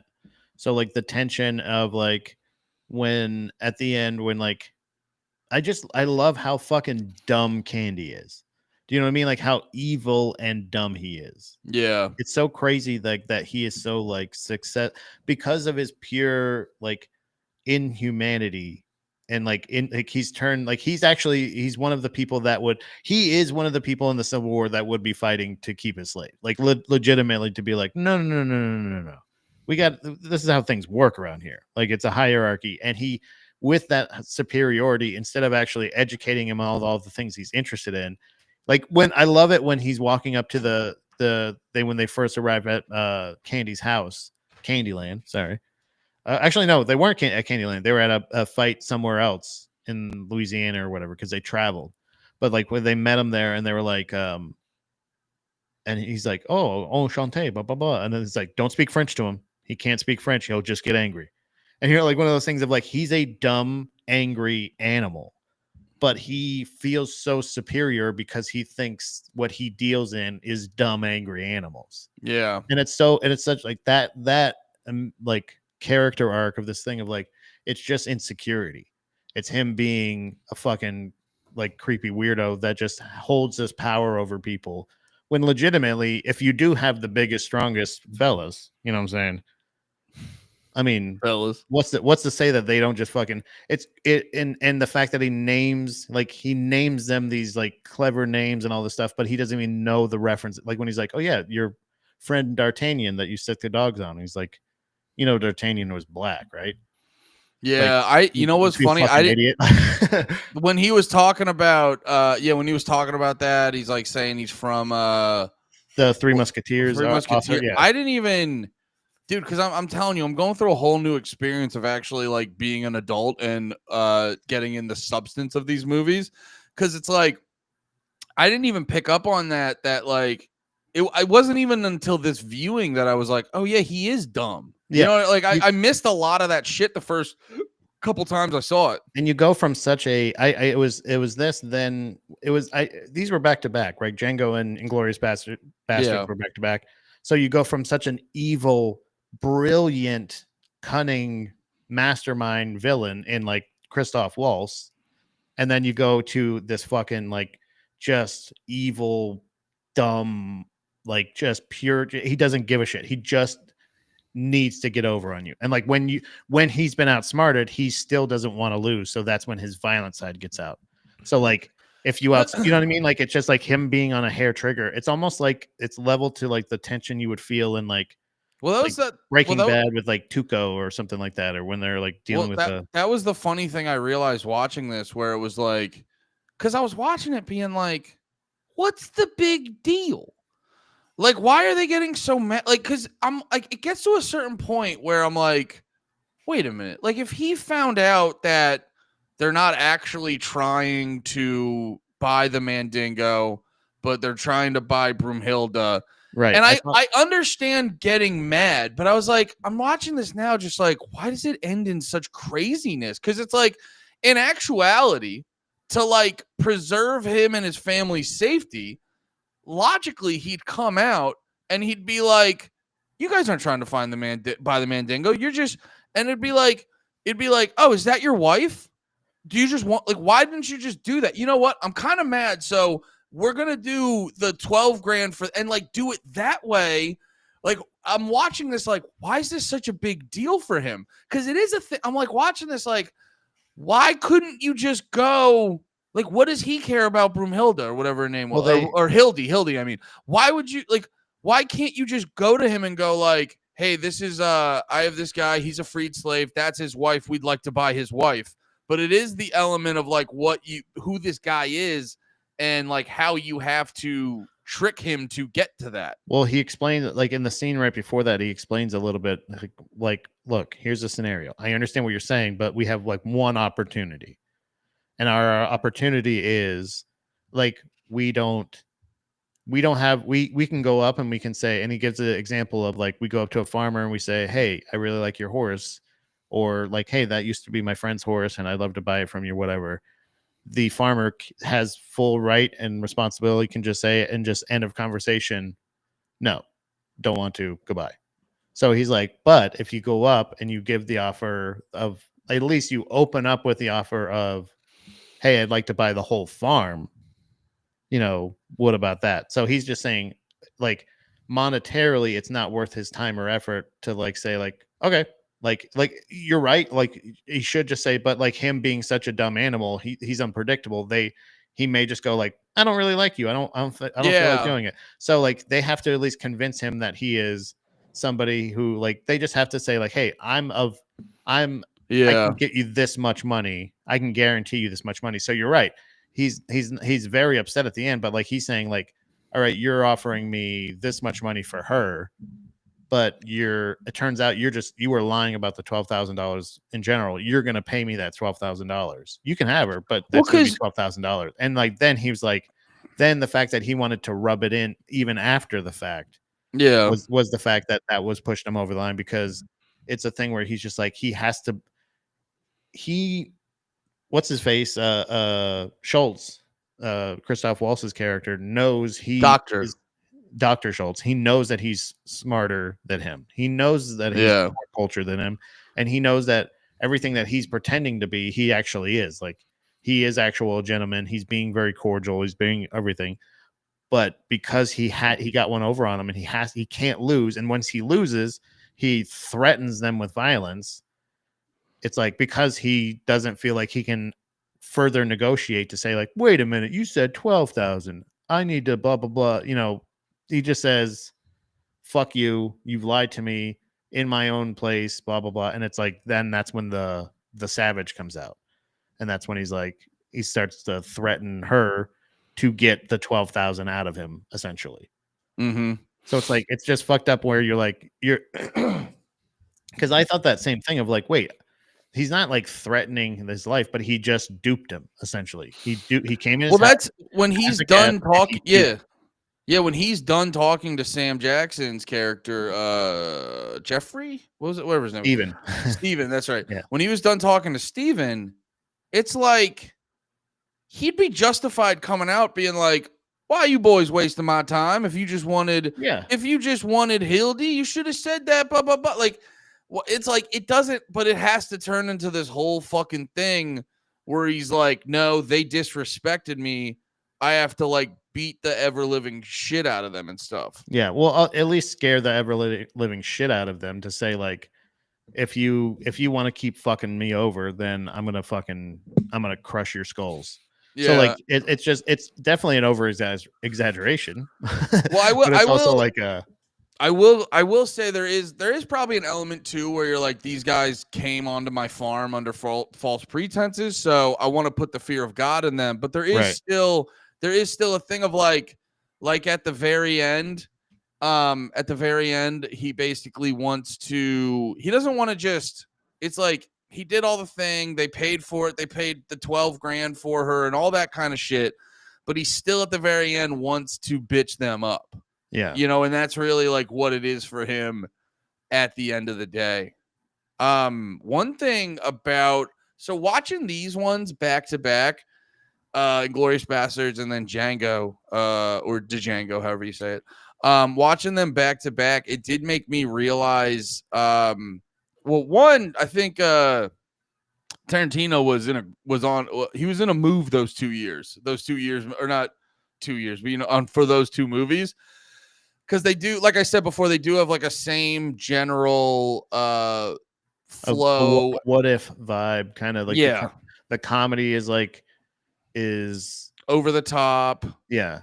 But it's tongue in cheek, comedic. Yeah. Very rarely are you taken out of this world. Like in his other movies where they're like, what if you're in the pawn shop? And then all of a sudden, now you're over here. Now you're in a French lady's bed. Right. And the guy was just boxing. He was just over here. Like, you're right. These ones are much more linear than the other ones. Here's the story of the Civil War, or here's the story of slavery in the South and whatever. Yeah. And blah, blah, blah. And here's a story of Germany, blah, blah, blah. And then Once Upon a Time in Hollywood after that. Like, so like each one of them is like this thing where like it's a lot more based in this world, even though they do jump more in Once Upon a Time.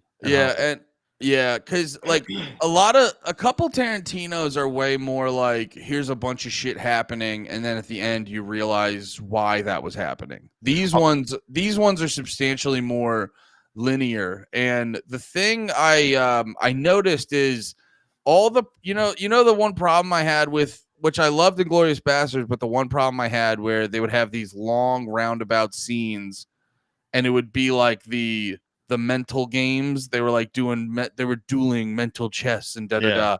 But the whole time you're like, I know how this is gonna end.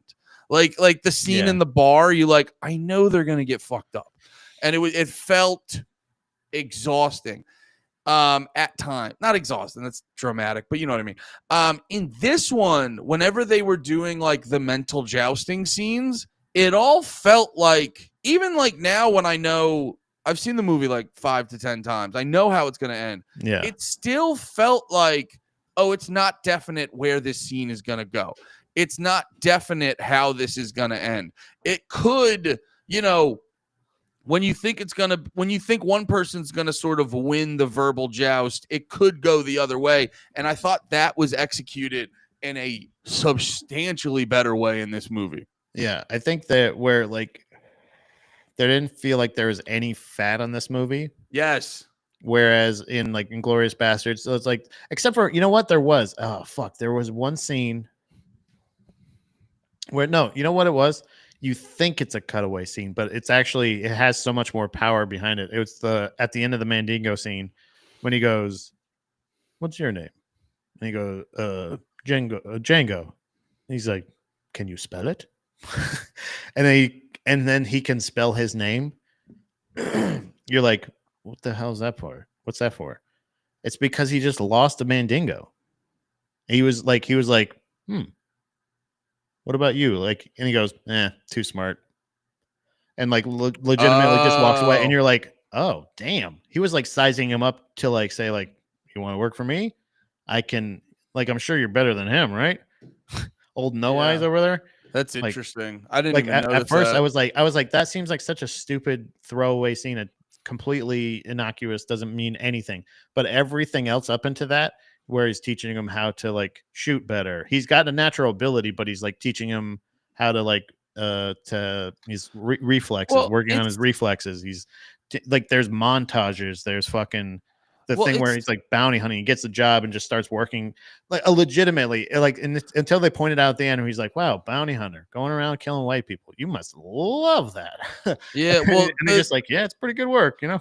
Well, the scene you're talking about where he's like, he just loses the Mandingo fight and then sizes up Django, which I didn't even notice till right now, and I'm sure a lot of other people didn't notice, that to me comes off as Tarantino being much more tuned in on the world that he's creating versus like, oh, who's the main character and where's he going with things? Because if you think about it, like, that's not crucial to the story in any way, but it is how that guy would have reacted if he had just lost a Mandingo fight. That is a logical way that guy would have reacted. So that is being more aware of the world that you're creating versus the specific characters and what they're supposed to be doing in the scene. Yeah. So like those are things where you're just like, wow, the depth that he is building this world, where it feels like it could even be in the same world as Hateful Eight. You know what I mean? Like, it feels like it could be that same world, except for the fact that Sam Jackson would be two different characters. Yeah. But the whole thing where you're just like, you're just in this, you're building to this thing, this like huge journey that they're going to go on. And it just, I don't know, it's just so, it doesn't go the way they planned, but they at least get in there to the point where they're like, well, we got here for what we got what we wanted. We did, you know, that's all that really matters. You know, the fact that he gets to be part of a real life, you know, fairy tale is like, he actually serves his purpose because he's a good person. He's somebody who's going out. He's not like in the world of the wild, wild west. You know what I mean? Like, he's not like a cutthroat, you know, guy. And he's also not an innocent. So like the fact he's borderline superhero in this case. And like, it's a really cool, it almost feels like that, like it's like a heroic journey. Well, they are making him like over the top superhero where like the last scene where he's like shooting all the guys and it's like like his pinpoint accuracy is ridiculous to a point, but it's like that's what's fun. I count 6 bullets, fella. Dude, I gotta be honest. Count 2 guns, fella. I gotta be honest. The more, oh yeah, that part was, I count 2 guns. But dude, it's like, I gotta be honest. It's the more I'm watching this shit and the more we're getting into these movies, I'm like, the whole, somewhat like the whole idea of going like, that wouldn't happen that way. Yeah. I'm almost like, who gives a shit? Yeah. Because I go like, real life is boring and sucks ass. I don't want it to happen how it really would. By the way, some of this stuff, like we said, like about like hanging them upside down, castrating them, all this other shit. Some of that stuff was real life. So like we don't need all real life. Some of the real life stuff was just very depressing. You know what I mean? Yeah. Like there was weird. I forget when they were hanging him upside down. Were they showing his dong? I don't. Obviously, I don't think it was his dong, but I think it was. Yes, I think it was dong. Yeah, that was very funny because it was quick cuts and I was like, are they showing dong? Yeah. And I think that it's I'm sure oh my god, I'm spacing on his name. Django. Jamie Foxx. Jamie Foxx, I'm sure it was like, thank you, Quentin, for he's like that's what makes me okay with you saying the N word so many times. You gave me that big ass penis, Quentin. Also, he got to showcase his horse riding skills. He's actually like he has like a ranch and it has like multiple. He's like a professional horse rider. Jamie Foxx is. He's really? He's like an equestrian type dude. Like he's got a ranch and shit. So like, you know what I like about Jamie Foxx too? Remember, like for a year he was kind of fucked up and he just went away. Yeah. I have like not saying like good, go away, I don't want to see you. But this whole thing where you're like, yeah, I'm a little fucked up now. I forget what the fuck it was, but he's like, I'm a little fucked up now. I'm going to go away and not make it a whole fucking thing. But then you have like Demi Moore being like, here's Bruce Willis, still a fucking vegetable. Yeah. Like, yeah. So I was reading in the comments. Apparently, Django was a spaghetti western that was written by two Japanese dudes. It was a samurai western called Yo Jimbo. I love that. But so that's pretty interesting. The fact that's why it doesn't feel like a traditional Tarantino movie, but like the touches that he put in on it and the way he shot it is just phenomenal. I love the snow in the outside, like with so many of the scenes, like it like legitimately that makes a huge difference for me. So I don't know which one you wanted to do next.